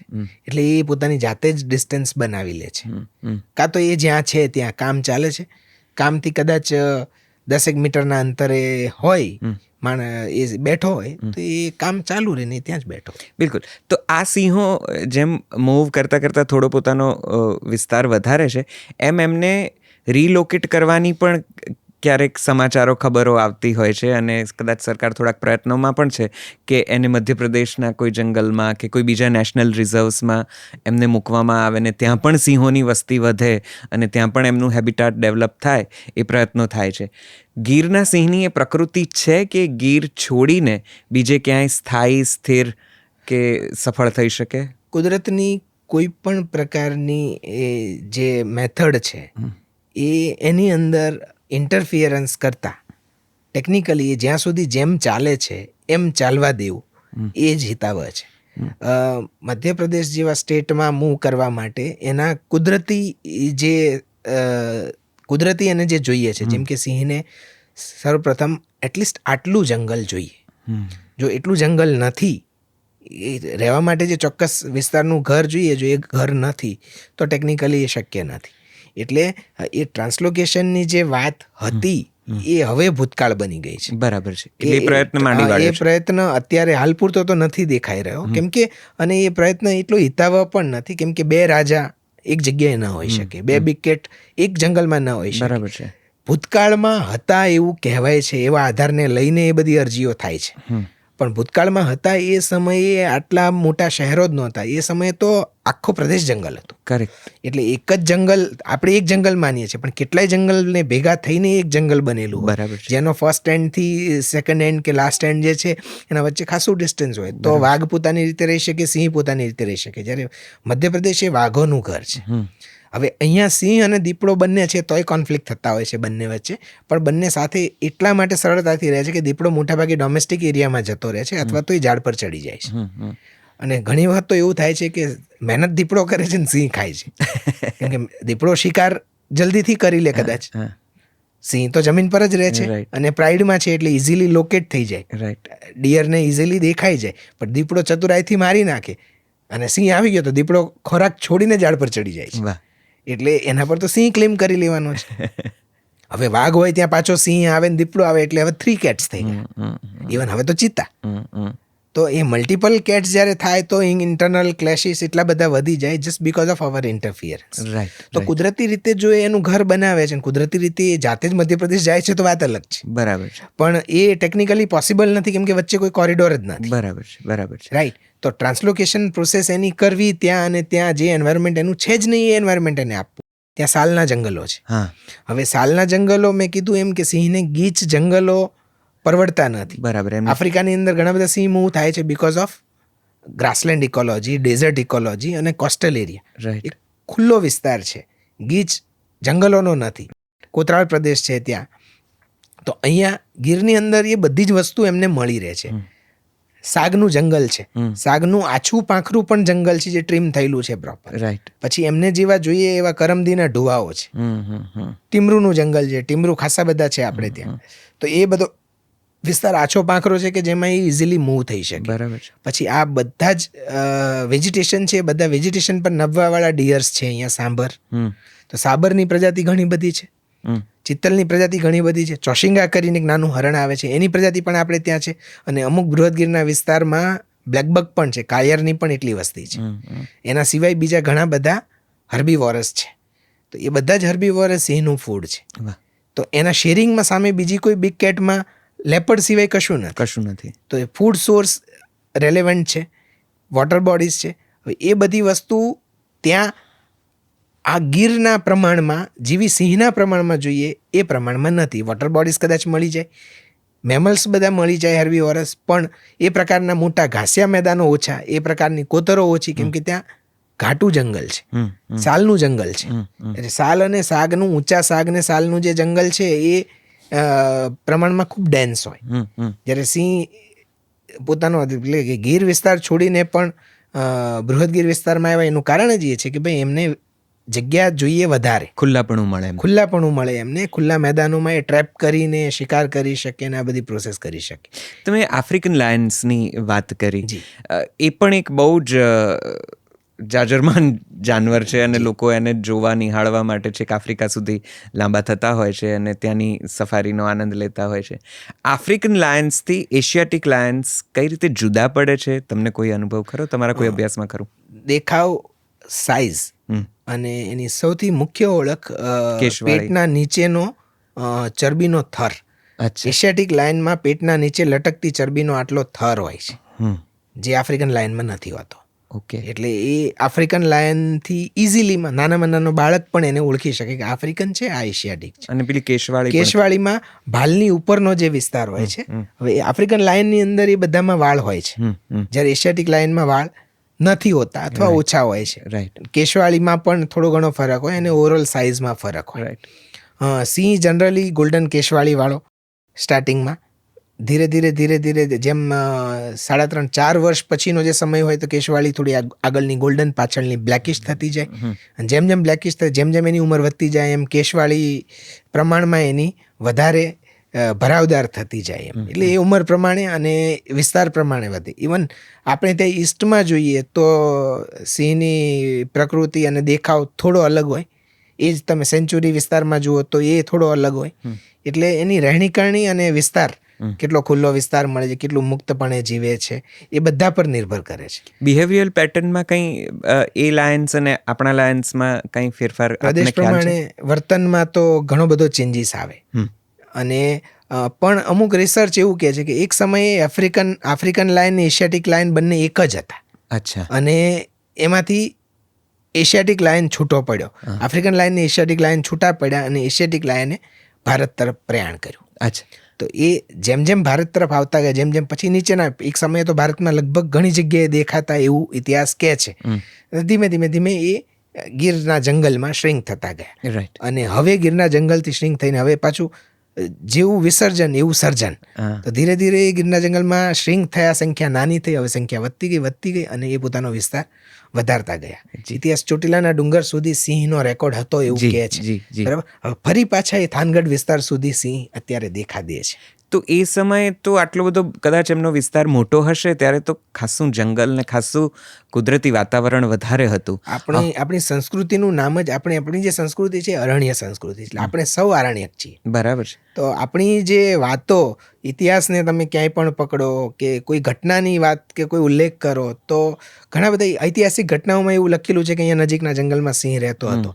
હવે ઘણી વખત મને પણ એવો વિચાર આવે કે ભાઈ ઉત્તર પ્રદેશ કે ઉત્તરાખંડના જંગલની વાત છે, ત્યાં સિંહ રહેતો હતો. સિંહ તો અહીંયા એક્ઝિસ્ટ જ નથી કરતો, પણ જે તે સમયે કદાચ હોઈ શકે. બરાબર છે. તો ઉત્તર પ્રદેશની કોઈ વાર્તા હોય કે કોઈ ઐતિહાસિક વાત હોય, એમાં સિંહની વાત આવતી હોય છે. તો પછી ભરત રાજાની જે વાત હતી એમાં સિંહની વાત આવે છે. બરાબર છે. બરાબર. તો તમે સાંસ્કૃતિક રીતે પણ તમે જુઓ તો સિંહ આપણી રાજમુદ્રાની અંદર સિંહ છે, પણ એના સિવાય જૂના જે પુરાતન અવશેષો છે એ દરેકની અંદર ક્યાંક ને ક્યાંક સિંહ તો અંકિત છે જ. અને એ જે સિંહ અંકિત છે એનું કારણ જ છે કે ભાઈ સિંહે લોકોના માનસ પર અને જંગલ પર સદીઓથી રાજ કર્યું છે અને કરતા આવશે. બિલકુલ. એટલે હું કદાચ એ જ પૂછતો હતો કે એ સમયે તો કદાચ શહેરી વિસ્તાર જેને કહેવાય કે વિકસિત વિસ્તાર જેને કહેવાય, માનવ વસાહત કહેવાય, એ નાની હતી અને જંગલો મોટા હતા, એટલે કદાચ એમનો વ્યાપ અને વિસ્તાર વધારે હશે. હવે જ્યારે સિંહો પોતાનો વિસ્તાર વધારી રહ્યા છે, ત્યારે માનવ વસાહત તો બહુ મોટી અને બહુ કોન્ક્રીટની થઈ ગઈ છે, જંગલો નાના થતા જાય છે. તો હવે જ્યારે સિંહ પોતાનો વિસ્તાર વધારશે ત્યારે તેનાથી માનવ વસાહતોને, માનવજાતને કોઈ ખતરો છે? અથવા તો હું એમ પૂછું કે એમને પોતાને કોઈ ખતરો છે? આજે તમે સર્જન વિસર્જનની વાત કરી રહ્યા છો કે વિસર્જન પછી સર્જન તરફની આ પ્રક્રિયા જોઈ રહ્યા છો, ત્યારે અભ્યાસ શું કહે છે? તમારો અનુભવ શું કહે છે? કુદરત દરેક જીવોને જ્યારે એનો વ્યાપ વધારે તો બેલેન્સ કરવાની એક એબિલિટી પણ આપતું હોય છે, એના સોર્સિસ પણ ક્રિએટ કરતું હોય છે આપોઆપ. સિંહ સામાન્ય રીતે જંગલ વિસ્તારમાં જોવા મળે, પણ આજે મેનગ્રોવ સુધી સિંહ છે. તો અમરેલીની આસપાસ, જાફરાબાદ વિસ્તારમાં મેનગ્રોવ્સનો જે પ્રદેશ છે ત્યાં તમને સિંહ જોવા મળે છે. દીવની આસપાસ તમને સિંહ જોવા મળે છે. એટલે બધા પ્રકારના વિસ્તારો કે જે વેરાન હોય છે કે જંગલ જે હોય છે, આપણે તે protected area, reserve forest, apart from sanctuary, reserve forest ને આ બધા વિસ્તારો ઘણા બધા છે, ગ્રાસલેન્ડ વીડી છે, તે બધી જગ્યાએ સિંહની હાજરી ધીરે ધીરે સેટ થાય છે અને ધીરે ધીરે સ્ટેબલ થાય છે. અને સામે સિંહનું આયુષ્ય મેક્ઝિમમ 20 યર્સ, 18 થી 20 વર્ષ, વાઇલ્ડની અંદર આમ તો 15-16 વર્ષ સુધી જે જીવતા હોય છે. એટલે એ એક જનરેશન અને સ્લો છે પાછી, એટલી બધી ફાસ્ટ ગ્રોઈંગ પણ નથી. બરાબર કે ભાઈ 674 સુધી આંકડો પહોંચતા વર્ષો લાગે. રાઈટ. બરાબર. એટલે એ જે આંકડો છે ત્યાં સુધી કે ભાઈ હવે 2500 સિંહ સુધીની સંખ્યાની 2047ની જે વાત છે કે ભાઈ 2500 સિંહ સુધી પહોંચે, પણ ત્યાં આપણી પાસે એટલો વિસ્તાર છે જ કે સિંહો એટલા વિસ્તારમાં ફરી શકે. મોર ઓવર અપાર્ટ ફ્રોમ ધેટ કે સિંહો માટે હવે એક બીજું ઘર બર્ડો વાઇલ્ડ લાઈફ સેન્ચુરી પોરબંદર પાસે છે. તો પોરબંદરનો કોસ્ટલ એરિયા આખો પકડીએ કે બર્ડોનું જંગલ પકડીએ તો ત્યાં આજે 5 જ સિંહ છે.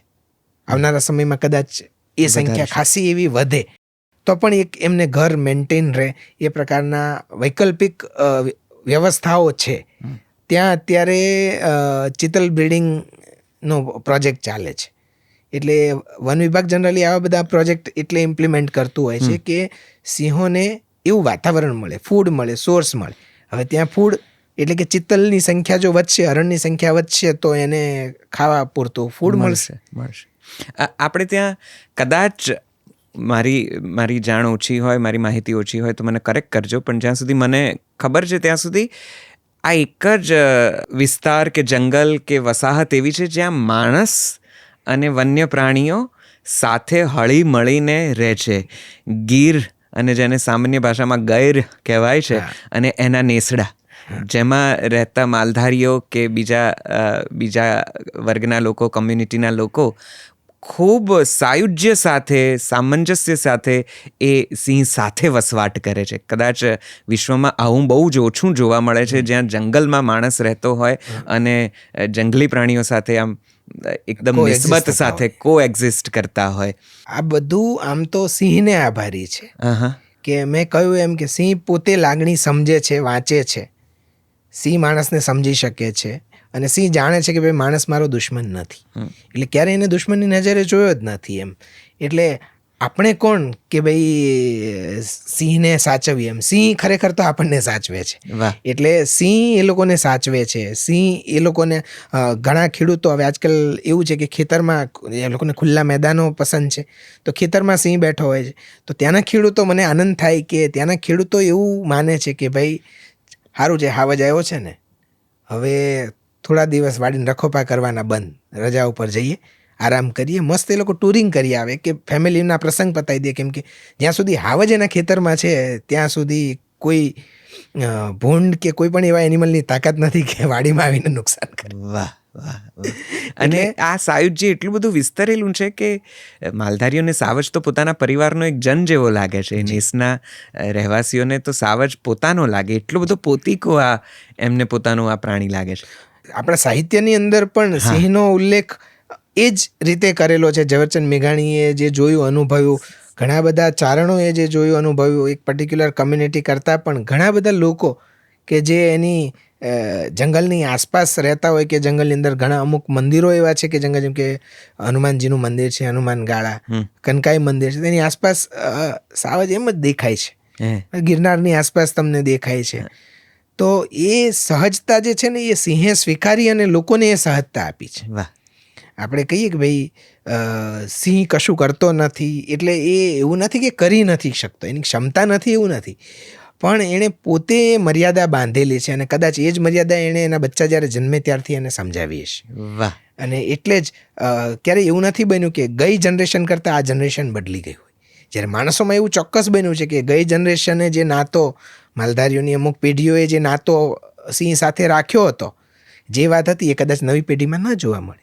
નવી પેઢીની આધુનિકતા કદાચ જોઈએ, નેસમાં પણ કે ક્યાંક એવી આધુનિકતા કદાચ જરૂરિયાત એ લોકોને કંઈક ખોટ ચાલતી હશે કે જરૂરિયાત જોઈએ તો એ લોકો કદાચ ઘરને આધુનિક બનાવવા થોડા પ્રયત્નો કરે, પણ જંગલ જેવું છે એવું અને ઓછી જરૂરિયાતોથી પૂરું થાય. અને જંગલના સમયપત્રક પ્રમાણે તમારો જો દિવસ ઉગે અને આથમે તો તમે સિંહની એટલે કે એના ટાઈમ ટેબલ સાથે તમે સજ્જે બાંધછોડ ન કરી શકો તો આરામથી લોકો તો રહેતા હોય છે. તો તમને નેસના કોઈ સુંદર અનુભવો થયા? તમારે આ દરમિયાન ક્યારેય નેસમાં રહેવાનું બન્યું કે ત્યાં આગળની પ્રકૃતિ કે પરિવાર જોયા હોય અથવા તો તેમની સાથે સિંહની અવરજવર જોઈ હોય, આવું કંઈ હા, અનુભવ? એવું મારી લાસ્ટ ઈસ્ટની ડોક્યુમેન્ટરીમાં ઘણીવાર બન્યું કે ભાઈ નેસના માલધારીઓ છે અને પાછળ જ હાવજ હૂકતો હોય, એટલે એમ જ સહજતાથી એમ કે ભાઈ નેસમાં ગયા ને આવો ચા પાણી કરીએ, હા. તો ચા પાણી કરવા બેઠા હોય ને અચાનક હૂક સંભળાય એટલે એ લોકો જ્યારે આમ ખાટલામાં બેઠા હોય, ચાનો ઘૂંટડો, આપણે ચાનો ઘૂંટડો ચા તરત કોઈ સિંહ હૂક્યો એમ, હા. એનું ઘર છે તો હૂકે, અને એ બસ કોઈ પણ રત્તીભાર પણ એક્સપ્રેશનમાં ચેન્જીસ વગર વાહ. એ વ્યક્તિઓ સરસ મજાની ચા પીતા હોય કે ભાઈ એનું ઘર છે તો હૂકે. હજી કાલે જ આવ્યો હતો, 100 મીટર બેઠો હશે એમ, એટલે ત્યાંથી 100 મીટર 200 મીટરના અંતરે આરામથી રાજાની જેમ એ બેઠો. વાહ વાહ. અને મજાની વાત એ કે એને આપણે કહીએ ને કે ચાલો ને સિંહ જોઈએ, એટલે તરત તમે ગમે તેટલા એમને ઓળખતા હો, જાણતા હો, છતાં ભાઈ એ લોકો એક જ વસ્તુ કે ભાઈ એ એના ઘરમાં છે ભાઈ એને બેહવા દો ને, આફુડો વહી જાય. એટલે એને જોવા જાવું કે ભાઈ એની એ કંઈ મનોરંજનનું સાધન નથી એમ. વાહ વાહ. એટલે એ તમને ત્યાં લઈ જવાય ના પડે. તમે ખરેખર કોઈ નેસવાળાને ઓળખતા હો, જાણતા હો, તમે પૂછજો તો તમને મોટાભાગે તમને ના જ પાડશે. એટલે એ જે મર્યાદા છે એ લોકોએ જાતે અમુક બાંધી છે. તમે બહુ સરસ વાત કરી કે સિંહ એ મનોરંજનનું સાધન નથી. જી. નેસના પરિવારો સિંહને પોતાના અંગત પરિવારજનની જેમ જુએ છે અને રાખે છે, કુટુંબીજનની જેમ જુએ છે. અને એક બાજુ આપણને એવા સમાચારો મળતા રહે કે જ્યાં કોઈકે સિંહની એમને પ્રોબ્લેમ્સ ઊભા કર્યા હોય, એમને જીપ પાછળ દોડાયા હોય ને સફારીની પાછળ કોઈક રીતે એમને દોડતા કર્યા હોય અથવા તો એમને હેરાન કર્યા હોય, મનોરંજન માટે, વિડીયો બનાવવા માટે, થોડા વધારે વ્યૂઝ માટે એમની હેરાનગતિ કરી હોય. આપણે એવા ઘણા બધા વિડીયોઝ જોયા છે અને ઘણી બધી તકલીફોમાં સિંહને મુકાતો આપણે જોયો છે. આવું પણ પેરેલલી થાય છે. દરેક માણસની અંદર બધા પ્રકારના ગુણો હોય છે, એટલે એમાં વિકૃતતા ક્યાંક ને ક્યાંક હોવાની. તો મેં કહ્યું એમ કે સિંહની જે સહજતા છે એને એ લોકોએ સિંહની એની જે ક્ષમતા છે એને ઓછી આંકી છે, કમજોરી માની લીધી, એને કમજોરી માની લીધી છે કે ભાઈ આ કંઈ કરતો નથી એટલે કંઈ ખરેખર કરી નથી શકતો, અમારી સામે કંઈ નહીં કરી શકે. અને એ અહંકારે એ માણસને એ વિકૃતિ તરફ ધકેલો છે. અને સફારી પાછળ દોડાવવાનું એવું તો શક્ય જ નથી, પણ પ્રાઇવેટ વ્હીકલ અમુક જગ્યાએ હવે સિંહ રેવન્યુ વિસ્તારમાં પણ ફરતા થાય, એટલે રેવન્યુ વિસ્તારમાં, ખેતરોમાં, એમાં ક્યાંક હોય તો બધી જ જગ્યાએ વન વિભાગ આમ તો પ્રયત્ન કરે જ છે કે પહોંચી જાય, પણ અમુક જગ્યાએ નથી પહોંચી શકતું. તો એ સમયે આ લોકો સિંહને ક્યાંક જોઈ ગયા અને એ લોકોએ આ પ્રકારનું કૃત્ય કર્યું. તો જ્યારે આવા વિડીયો સામે આવે છે કે આવું કંઈ પણ આવે છે તો કશું છૂપું નથી રહેતું. અને ડિપાર્ટમેન્ટે આ લોકોને બીજી વખત ન થાય એ પ્રકારની પૂરી તકેદારી રાખી અને એવી સજા અપાવી હશે કે બીજી વખત કરી શકવા માટે સક્ષમ જ નહીં રહે. બિલકુલ. અને આ કરવું પણ ન જોઈએ. જેમ કે તમે કીધું એ પ્રમાણે આપણે તેમના ઘરમાં છે અને એ આપણને સાચવે છે, ત્યારે આપણી પણ ફરજમાં આવે છે કે કદાચ આપણે એમને થોડા વધારે એક અને માનવ સંવેદનાની દ્રષ્ટિએ પણ એક જીવ છે એ રીતે જોવાનું. અને જ્યારે પણ એવું આપણે માનીએ કે આપણે એમના ઘરમાં છીએ, એ જ્યારે ઘણા લોકો એવું કહે છે કે એ લોકો તો પછી ખેતરો તરફ આવે છે, શું આવે છે, પણ આપણે ત્યાં મહેમાન પરમેશ્વર સમાન છે એમ આપણે કહીએ છીએ. ક્યારેક કાઠિયાવાડમાં ભૂલો પડ ભગવાન તને સ્વર્ગ ભૂલાવું શામળા. તો એ કાઠિયાવાડની પ્રકૃતિ જ છે કે મહેમાનને સાચવવા, તો મહેમાનને ભગવાનની જેમ સાચવવા. તો જો એ આપણા ખેતરોમાં ને એમાં ક્યાંક આવે છે તો એ આપણા માટે મહેમાનની એ પરમેશ્વર છે. અને કહેવાય છે નૃસિંહ અવતાર લઈને જેની એટલી બધી તાકાત હતી એવા હિરણ્યકશ્યપનો સંહાર કરી નાખે એ સિંહ, એટલે એ નૃસિંહ અવતાર એ સિંહ જ હતો. કરેક્ટ. તો એ સિંહમાં કેટલી તાકાત હશે એમ. બિલકુલ. ક્યારેક તમે એ સિંહને જો સવારમાં ઉઠીને કે ક્યાંક એના દર્શન થઈ ગયા તો તમારા માટે તો દિવસ સુધરી ગયો એમ, એવું લોકો માને છે. જી જી. અને એવું માનવાવાળો વર્ગ 99% છે. અચ્છા. જે 1% જે બચ્યા, જૂજ લોકો જે બચ્યા કે જે વિકૃત માનસ ધરાવતા હોય, એ લોકોને ક્યારેક ને ક્યારેક તો સિંહ એનો પરિચય આપે છે. વાહ. આમ તો ગુજરાતીઓને ગીર છે અને ગીરમાં સિંહ છે એટલી ખબર છે. મોટાભાગના ગુજરાતીઓએ કદાચ ત્યાં મુલાકાત લીધી હશે એવું પણ બને. ઘણા બધાએ નહીં લીધી હોય એવું પણ કદાચ બનવા જોગ છે. તો મને તમે એક થોડીક ટિપ્સ કે ટ્રિક્સ આપો કે જે સામાન્ય ગુજરાતીઓએ જાણવી જરૂરી છે કે ગીરમાં જઈએ ત્યારે શું કરવું અને શું ન કરવું, ત્યાંના કયા નીતિ નિયમો પાળવા જોઈએ અને કઈ મર્યાદાઓ સાચવવી જોઈએ. પહેલાં તો ગીર જવાનું નક્કી કરવું એટલે એના પર ફર્મ રહેવું અને બહુ પહેલેથી વેલ એડવાન્સ પ્લાન કરવો, કેમ કે સર્વશ્રેષ્ઠ વસ્તુ તરત નથી મળી જતી. એટલે ગીર એવું છે કે તમે આજે વિચારો ને કાલે તમને બુકિંગ મળી જશે એ શક્ય નથી. બરાબર. ગીરની સફારી ઓલમોસ્ટ બધી બુકડ હોય છે અને 15 જૂને પાર્ક બંધ થઈ જાય છે. 15 જૂનથી ટિલ 15 ઓક્ટોબર સુધી. 15 ઓક્ટોબરે ફરી પાછો પાર્ક ઓપન થાય છે. એ પહેલાં ઓથેન્ટિક વેબસાઇટ girlion.gujarat.gov.in આ એક જ વેબસાઇટ છે, ઓથેન્ટિક છે. એના પર લોગિન કરી અને જાતે જ બુકિંગ કરાવવું, કોઈ પણ એજન્ટને આપ્યા વગર. ગૂગલ કરીને કોઈ એજન્ટ પાસે બુકિંગ ન કરવું, એ ક્યારેય ઓથેન્ટિક સફારી મળશે નહીં કે આપી નહીં શકે. બીજું, એ બુકિંગ થઈ ગયા પછી જે તમે પ્લાન કર્યો છે એ પ્રમાણે વહેલી સવારે પ્રયત્ન કરવો કે ભાઈ 6 વાગ્યાની સફારીમાં તમે જઈને સિંહ જોઈ શકો. શું ન કરવું એમાં ગેરકાયદેસર લાયન શો જેટલા પણ થતા હોય, કોઈ લાલચ આપતું હોય રાત્રે જંગલમાં જઈને સિંહ બતાવું, વાડીમાં જઈને સિંહ બતાવું. વાડીમાં પણ સિંહ જોવો ગેરકાયદેસર છે. જંગલમાં પ્રવેશવું તો ગેરકાયદેસર છે, પણ સિંહ શેડ્યુલ 1 એનિમલ છે. એટલે તમારી વાડીમાં આવેલા સિંહ પર પણ તમે લાઇટ નાખીને તમે જુઓ તો શેડ્યુલ 1 એનિમલને હાર્મ કરો છો. એટલે કે વાઇલ્ડ લાઇફ પ્રોટેક્શન એક્ટ તમારા પર પણ એટલી જ લાગે છે જેટલી સેન્ચુરીની અંદર તમે નુકસાન કરો એટલી લાગે છે. એટલે એવું ગેરકાયદેસર સિંહ દર્શન કે શોર્ટકટથી કશું થતું નથી. એટલે સિંહ સુધી પણ શોર્ટકટથી નથી જ પહોંચાતું. એટલે વેલ ઇન એડવાન્સ પ્લાન કરીને જવું. બીજું, હું દર વખતે જેમ વાત કરું છું એમ જંગલને અનુરૂપ કપડાઓ કે જે જંગલ સાથે બ્લેન્ડ થતા હોય. એવું જરૂરી નથી કે કેમોફ્લેજ, પણ બને ત્યાં સુધી ડલ કલરના કપડાઓ પહેરવા અને પોતાની સાથે કોઈ પણ પ્રકારની પ્લાસ્ટિકની બોટલ્સ કે કશું નહીં રાખવું. ગીર પ્લાસ્ટિક ફ્રી ઝોન છે. એટલે તમે પ્લાસ્ટિકની બોટલ લઈ પણ જશો તો એ લોકો લઈ લેશે અને તમને સ્ટીલની બોટલ આપશે. તો એવો પ્રયત્ન કરવો કે બને ત્યાં સુધી એન્વાયરમેન્ટની અંદર જઈને ખાલી તમે મેમરીઝ લાવી શકો, ફોટોસ કેપ્ચર કરી શકો, વિઝ્યુઅલ જર્ની સાથે લઈ જઈ શકો. અને મેં કહ્યું એમ કે જંગલ જે કંઈ શીખવે છે એ બધા જ લેસન્સ તમે શીખીને આવી શકો. એટલે ગીર માટે કોઈ પૂર્વધારણાઓ કે કશું બાંધીને કોઈએ કરેલી જર્ની ક્યારેય રિપીટેટિવ નથી હોતી. આજે મેં જે ગીર જોયું છે અને મેં જે અનુભવ્યું છે કાલે તમે નહીં અનુભવી શકો, કે આવતીકાલે હું પણ નહીં અનુભવી શકું, કેમ કે જંગલ દર ક્ષણે દર પળે બદલાય છે. એટલે જંગલને હંમેશા ફ્રેશ થોટથી, પોતાના ઓપિનિયનથી, પોતાના વિચારથી ને પોતાના મતથી જ જોવું. બીજાના ઓપિનિયન કે બીજાના મતથી તમે અહીંયા જશો તો આ જ મળશે એવું જરૂરી નથી. આજે મેં 10 બચ્ચા જોયા છે તો એનો વિસ્તાર ચોક્કસ છે, પણ એ તમને ત્યાં જ મળશે એવું શક્ય જ નથી. એટલે કોઈનું જોઈને એ ટિપ્સ પ્રમાણે પ્રયત્ન કરવા કે ઓળખાણ લગાવીને કામ કરવું એ અહીંયા શક્ય નથી, કે એવું બને ત્યાં સુધી ન કરવું. એ સિવાય મેં કીધું એમ આર્ટિફિશિયલ ફ્રેગ્નન્સીસ જંગલની અંદર ન લઈ જવી. જંગલના આખા જ એન્વાયરમેન્ટને ચેન્જ કરી નાખે છે, કેમ કે જંગલમાં દરેક જીવોનું સંકલન જે છે એ અવાજ અને અવાજની સાથે સાથે સુગંધ પર છે. તો એ જેમ કે સિંહ આવ્યો એવી ખબર હરણને એને જોયા વગર સુગંધથી પડે છે, કે સિંહની જે ચોક્કસ પ્રકારની ગંધ હોય છે એ પારખી લે છે. એવી રીતે માણસની ગંધ પણ સિંહ પારખી લે છે.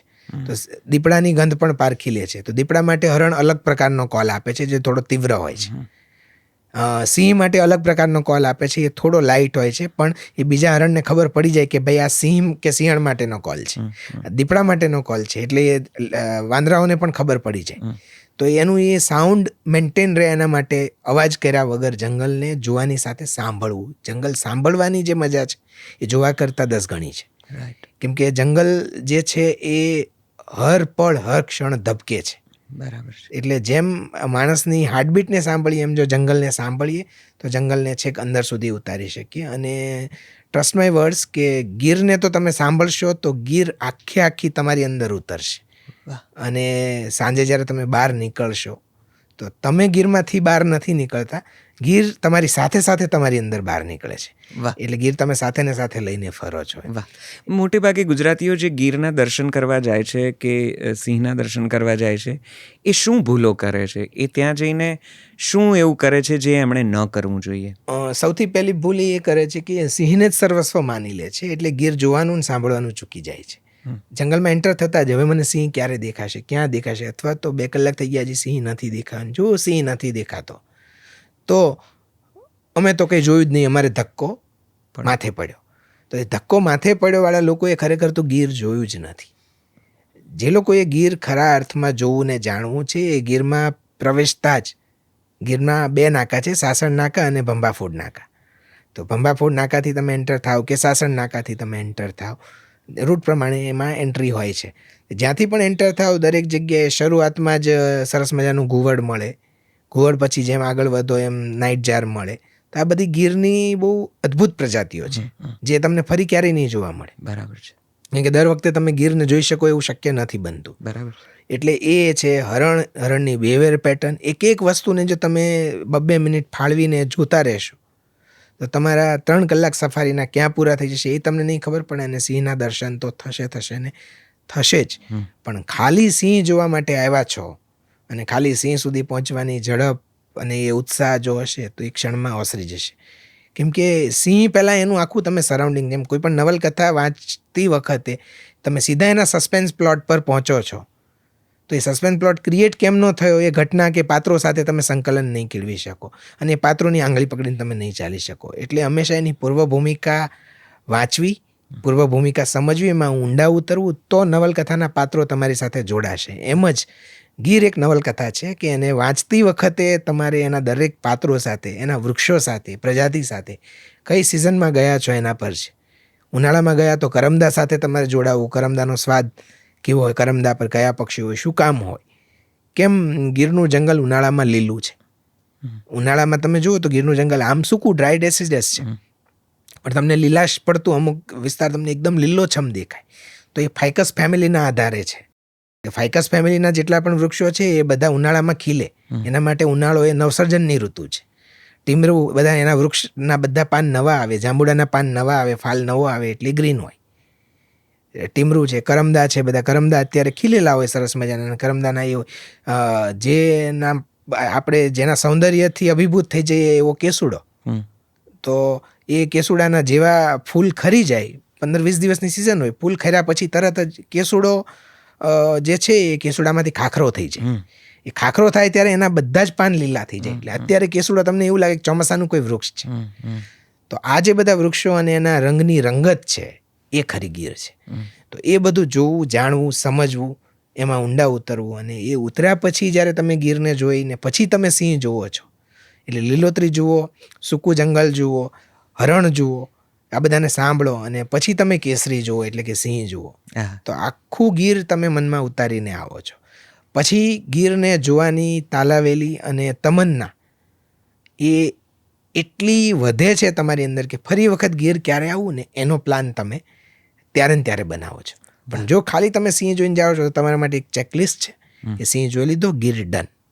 તો એ બકેટ લિસ્ટની જેમ જો તમે ગીર જોશો તો હું તો કહું છું ગીર ન જ જવું જોઈએ. વાહ. લોકો જમવાનું લઈને, ખાવાનું લઈને, પડીકા લઈને પણ જતા હોય છે સફારીમાં. નથી. અને એ ત્યાં ક્યાંક બેસીને કે રિસોર્ટમાં એ બધી હરકતો કરતા હોય છે, એ પણ કદાચ ટાળવું, એ પણ ટાળવું. ટૂંકમાં જે જગ્યાએ જાઓ છો ત્યાંની લોકલ ફ્લેવરને તમારી અંદર બ્લેન્ડ થવા દો. ખાવાનું લોકલ દેશી ખાવાનું જે હોય, તમે ગુજરાતી લોકોની એક ઇનસિક્યોરિટી હોય છે કે મને જે સ્વાદ જોઈએ ત્યાં નહીં મળે તો, પણ એનાથી તમે ખરેખર ત્યાંની મિજબાની ગુમાવો છો. હવે તમે કશું લઈને જ નથી ગયા તો ત્યાં તમને ભૂખ લાગશે. બાકી તમે લઈને જાઓ છો તો ગાડીમાં પણ તમે કંઈ ને કંઈ ખાતા રહેવાના. એટલે ગીરમાં અત્યારે તાજી કેરીનો સંભારો બન્યો, કરમદાનો સંભારો બનેલો હોય. અહીંયા કરમદાનો સંભારો તમને ક્યાંય ના મળે. તો એ તમે નહીં ખાઈ શકો, કેમ કે તમને ભૂખ જ નહીં લાગે. બરાબર છે. તમે ઓલરેડી વેફરના પેકેટ્સ, આ તે બધી જ વસ્તુ તમે, એટલે મગજ અને પેટ બંને ખાલી હોવું જોઈએ. વાહ, ક્યાં બાત. જો મગજ તમારું ખાલી હોય તો તમે ઘણું બધું, એટલે મેં કીધું એમ પૂર્વધારણાઓ તમે જંગલ વિશે નથી બાંધતા, એટલે તમારું મગજ ખાલી છે. તો તમે એને ઓબ્ઝર્વ કરી અને તમે શાના માટે કોઈનું સરસ લખેલું વાંચીને પૂર્વ ભૂમિકા બાંધવી તમારે. કે પૂર્વધારણા બાંધવી. કોઈનું લખેલું વાંચ્યું તો તમે એમની નજરથી બંધાઈ જશો કે ગીર આવી રીતે જોવું છે. ઇન્ફોર્મેશન માટે વાંચો, એટલે ઇન્ફોર્મેશન ને નોલેજ બંને અલગ છે. અહીંયા તમારે નોલેજ એક્સપિરિયન્સથી લેવાનું છે. એટલે ગીરને માણવા માટે ને સમજવા માટે તમારે ગીરની અંદર ઉતરવું પડે ખાલી મગજથી. એમ ખાલી પેટથી પણ જો તમે ઉતરશો તો ત્યાંની લોકલ ફ્લેવર દર વખતે અલગ છે. વાહ, તમે જેવી રીતે ગીરનો અભ્યાસ કે ડોક્યુમેન્ટેશન કરી રહ્યા છો એ જ રીતે તમે હમણાં નર્મદા પરિક્રમા પણ કરી આવ્યા છો. જી. અને પંચકોશી ઉત્તરવાહિની પરિક્રમા જે કહેવાય છે, જો હું ભૂલ ન કરતો હોઉં તો, એ પરિક્રમાના પણ તમે સાક્ષી બન્યા છો. ઇનફેક્ટ ત્યાં ભીડ થઈ જાય પહેલાં તમે આખો રૂટ આટોપી લીધો છે. ત્યાંની થોડીક વાત કરો. નર્મદા એટલે કુદરતની આમ તો દરેક જગ્યાઓ, ગીરનું જંગલ હોય કે ત્યાંની શેત્રુંજી કે હિરણ નદી હોય, અહીંયાની નર્મદા નદી હોય, એ દરેક કુદરતી સ્ત્રોતો મારા માટે પાઠશાળા સમાન છે. એટલે નર્મદા પરિક્રમા એટલે કે નર્મદાને હું વર્ષમાં કે અમુક અંતર પછી હું ન મળું તો મને મૂંઝવણ થાય કે મારે હું છેલ્લે કેટલા સમયથી નદીમાં નથી નાહ્યો એવું થાય એમ. તો નર્મદાના ખોળે નાહવું, ત્યાં બેસવું અને એનો જે નાદ છે એ સાંભળવું, એ જ મારા માટે અરણ્ય નાદ છે. એટલે અરણ્યનો નાદ જ્યાં સુધી હું ના સાંભળું ત્યાં સુધી મને થોડી મૂંઝવણ રહે. તો એ મૂંઝવણ કે એવું લાગે કે ભાઈ ક્યાંક લાઈફમાં થોડો ઘણો બ્રેક છે, આ છે તે છે, તો બસ જઈને એ સાંભળી લેવું જોઈએ. નર્મદા પરિક્રમામાં પંચકોશી પરિક્રમાનું મહત્વ લગભગ દેખાદેખીથી ખૂબ વધ્યું કે આ કરે છે તો મારે પણ કરવી જોઈએ. એ દેખાદેખીના કારણે ભીડ વધી, એટલે એને જે એક્ઝેક્ટ જે એનો નાદ સાંભળવાનું હોય એ શક્ય નથી બનતું. અને મોટાભાગના લોકોને એવું જ હોય કે ભાઈ મેં કીધું એમ બકેટ લિસ્ટ. તો બકેટ લિસ્ટ કરતાં પણ એમ જ એવું જરૂરી નથી કે તમે કોઈ રિચ્યુઅલમાં કે તિથિમાં માનીને તમે જઈને એ કરો, એમ પરિક્રમા કરો.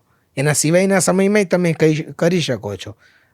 જે સમયે આ બધા રિચ્યુઅલ નહોતા બન્યા ત્યારે લોકો કરતા જ હતા. અને નર્મદા પરિક્રમાનો એવો ચોક્કસ કોઈ ઇતિહાસ, પ્રમાણિત ઇતિહાસ નથી કે આ જ તિથિમાં કરવી જોઈએ, આ જ પ્રમાણે કરવી જોઈએ. સમય જતાં સંજોગ પ્રમાણે ધીરે ધીરે એ ઘડાયું. એટલે મન કે ત્યારે જવું જોઈએ. તો મને એવું મન થયું કે મને જવું છે. તો એ વખતે કોઈ નહોતું અને હું ગયો. અને સરસ ફૂલ મૂન હતો. તો ફૂલ મૂન વખતે નર્મદા કિનારે બેઠો સરસ. ત્યાંના અમુક આશ્રમ છે. તો એ જે આશ્રમ છે એ આશ્રમ નાના નાના ગામ છે, માંગરોળની આસપાસનો વિસ્તાર છે. રેવા ફિલ્મની અંદર એ જગ્યાના ઘણા બધા દ્રશ્યો છે. તો એ આશ્રમમાં જઈને એકદમ સાત્વિક કંઈક ખાવ, સરસ મજાની ગાયો ભાંભરતી હોય ગોધૂલી વેળાએ, એ સમયે સાંજે ઘાટ પર બેસો અને નર્મદાને સાંભળો. હું નર્મદાને સાંભળતો ત્યારે મને એવું લાગતું કે ભાઈ નર્મદા મારી સાથે કંઈક ને કંઈક વાતો કરે છે.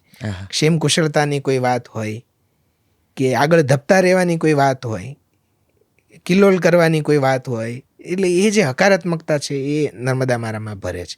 એ જ રીતે ગીરની અંદર સરસ જાંબુડાના પાન હલતા હોય, એ વખતે પવનને એનું જે સંગીત ઊભું થતું હોય, તો એ જાંબુના ઝાડ નીચે જે આમ ઊંઘ આવે ત્યારે એવું લાગે કે માં જાણે હાથ પસરારે છે અને તમને એના ખોળે સુવડાવે છે. તો એવું જ નર્મદા ઘાટ પર થાય. એટલે આ બધા અનુભવો માટે એ પંચકોશી પરિક્રમા મેં કરી. અને પંચકોશી એવી કે ભાઈ 2 દિવસ કે 3 દિવસનો સમય ફાળવીને સરસ રીતે થઈ શકે. વાહ, તમે એટલી બધી સુંદર રીતે આ અરણ્યને, આ જંગલોને, આ કુદરતને વર્ણવો છો કે એમ થાય કે સાંભળ્યા જ કરીએ. તમે એટલી સુંદર રીતે આ વાતો લખો પણ છો. તમારી સંવેદનાઓ એટલી બધી જાગૃત છે. આ કુદરતમાંથી આવે છે? આપોઆપ જ આવે છે. હું જ્યારથી મને તમે કંઈ લખવાનું કહો, તો જો લખવાની મારામાં ક્ષમતા હોત બહુ સારી, તો હું કોઈ પણ સ્થળ વિશે લખી શકું. પણ હું નથી લખી શકતો. મને કોઈ કે તાજમહેલ જોવા ગયો તો હું તાજમહેલ વિશે એવું લખવાનું તો નથી લખી શકતો. હું તાજમહેલ 25 વખત ગયો હશું, નથી લખી શકતો. અને મને એટલી બધી વખત જોવાનું મન પણ નથી થતું. હું દુબઈમાં લગભગ 1 મહિનો જેટલું રહ્યો, હાર્ડલી 1 કે 2 ફોટોગ્રાફ મેં મૂક્યા હશે કે મને એવું મન જ ન થયું. તો જે જગ્યા કુદરતી જેમની તેમ છે, એને હું જેમ અનુભવું છું એમ મને એ લખવાની, જોવાની બધી પ્રેરણા આપે છે. એટલે મને એવું લાગે છે કે કુદરત મને માધ્યમ બનાવે છે કે એની સાચી ઓળખ લોકો સુધી પહોંચે. એટલે આ જે કંઈ વર્ણવ્યું કે જે કંઈ છે એમાંનું મારું કશું છે જ નહીં. એટલે જ હું મારા કોઈ પણ કુદરતના પાડેલા ફોટોગ્રાફ કે કંઈ પણ હશે એમાં નીચે હું મારું નામ નથી લખતો. વાહ. કેમ કે નામ લખી અને મારે એવું વિચારું કે ભાઈ એ વસ્તુ મારી છે તો મારી શું કામ એમ. તે આટલું સરસ મજાનું જંગલ છે તો એ કુદરતી છે ને સર્વ માટે છે. તો એનો વળી મેં એક ફોટોગ્રાફ પાડી લીધો તો એ હું પછી ત્યારથી કહી દઉં કે આ મારો સર્વશ્રેષ્ઠ ફોટોગ્રાફ છે. તો એ ક્ષણથી કુદરત મારી થવાની બંધ થઈ જશે. કુદરત તમારી એટલી બધી થઈ છે કે કુદરતમાંથી તમે હીલ પણ થાઓ છો. જી. મને ખ્યાલ છે તમારા એક અંગત લોસ વિશે, અને તમે જી. હમણાં જ તમારા મધરને થોડા સમય પહેલાં ગુમાવ્યા, અને એ પછી તમે ખાસ્સા દુઃખી થયા હતા અને ખાસ્સા પીડામાં હતા. ત્યારે પણ તમે કુદરતની પાસે બેસીને, એમાં નર્મદાનો ખોળો હોય કે ગીરનું જંગલ હોય, ત્યાં બેસીને તમે જાણે કે હીલ થતા હોય એ પ્રોસેસની વાત લખતા તમારા હેન્ડલ્સ પર, અને ધીરે ધીરે ધીરે તમારી એ પીડાઓ કદાચ ઘટી હશે. એટલે એ જ સહજતા કે ભાઈ એક માએ બીજી માને હાથ આપ્યો કે ભાઈ આ આમને તું હવે સાચવજે એમ. તો બસ એ જ પ્રોસેસ. એટલે મને હવે એવું લાગતું જ નથી કે માં નથી એમ.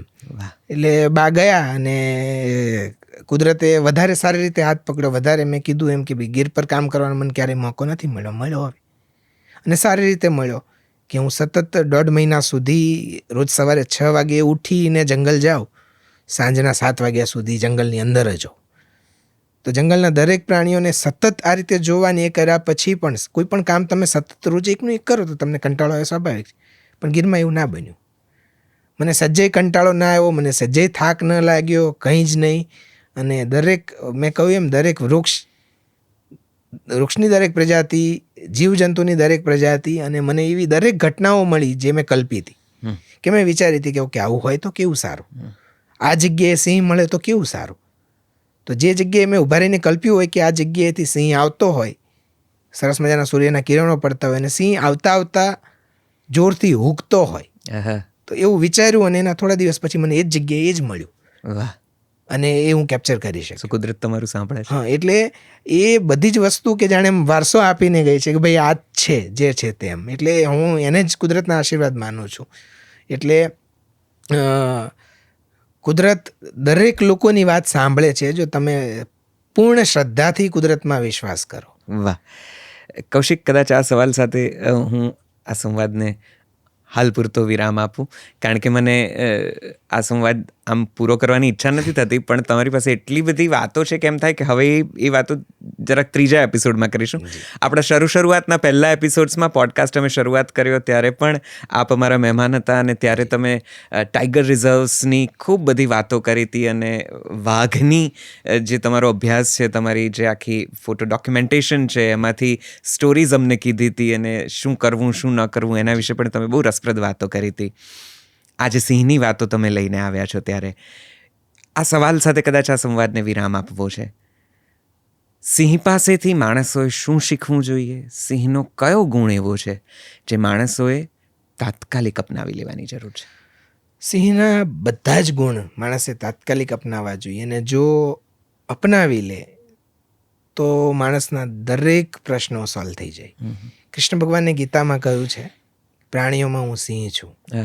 તો સૌપ્રથમ તો સિંહને નતમસ્તક નમીને કે ભાઈ તું જ મારો કૃષ્ણ એમ વંદન કરી, અને એને કે ભાઈ તારી નિશ્રામાં અમે સૌ સુરક્ષિત છીએ એમ આભાર વ્યક્ત કરીને જો એના પ્રત્યે સંવેદનશીલ બનીએ તો એની પાસેથી ઘણું બધું એ આપને શીખવે છે. કૃષ્ણ ભગવાને ગીતામાં સ્પષ્ટપણે કહ્યું છે કે ભાઈ જ્યાં જરૂર લાગે ત્યાં હું તારી સાથે છું, પણ કર્મ તારે કરવાનું છે. એ સિંહ શીખવે છે કે રાજા હોવા છતાં સવારે ઉઠી અને કામ પર લાગે છે. એ શિકાર કરવાની પ્રોસેસ હોય કે ટેરેટરી બનાવવાની પ્રોસેસ હોય, પોતાના વિસ્તારને વસ્તારવાની પ્રોસેસ હોય, એ દરેક એ જ કહે છે કે સગાવાતથી લઈ અને બધું જ છોડી અને જ્યાં જરૂર પડે ત્યાં લડવું જોઈએ. તો એ ફાઇટ કરવાની કરેજ પણ સિંહ આપે છે. એટલે કરેજનો મૂળભૂત અને કર્મનો મૂળભૂત ગુણ એ અપનાવવો જોઈએ. પરિવાર જે છે એમાં યુનિટી આખી મેન્ટેન થાય. એ યુનિટી અને નાના બચ્ચાઓને પ્રોટેક્ટ કરવા, ફિમેલને રિસ્પેક્ટ આપવી. રાજા તાકાત વધારે બધું હોવા છતાં ફિમેલની એક રોર પર એ બેસી જાય છે.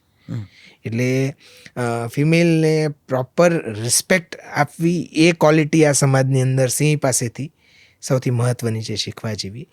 અને એના સિવાય પોતાનું સમય પત્રક એટલે કે એક્ટિવ રહેવા માટે એની શરૂઆતની ઉંમરથી લઈને એટલે શરૂઆતમાં નાનું બાળક હોય એ સિંહ બાળ કહેવાય. સિંહ બાળ પછી ધીરે ધીરે ધીરે એ પાઠડો બને, યુવાન થાય ને પાઠડો કહેવાય. પાઠડા પછી ધીરે ધીરે ફૂટતો યુવાન બને, એને મેંદિયો કહેવાય. અને મેંદિયા પછી જેમ જેમ એ પૂર્ણ પુખ્ત અવસ્થામાં આવે ત્યારે એ સંપૂર્ણપણે સિંહ કહેવાય. એટલે એની આ દરેક જે અવસ્થા છે એ દરેક અવસ્થાની અંદર અલગ અલગ ક્વોલિટીઝ છે. એની અંદર શૌર્ય સૌથી મુખ્ય છે. જેમ જેમ એ ક્વોલિટી શીખતો જાય એમ પોતાના ગુણો વધારતો જાય.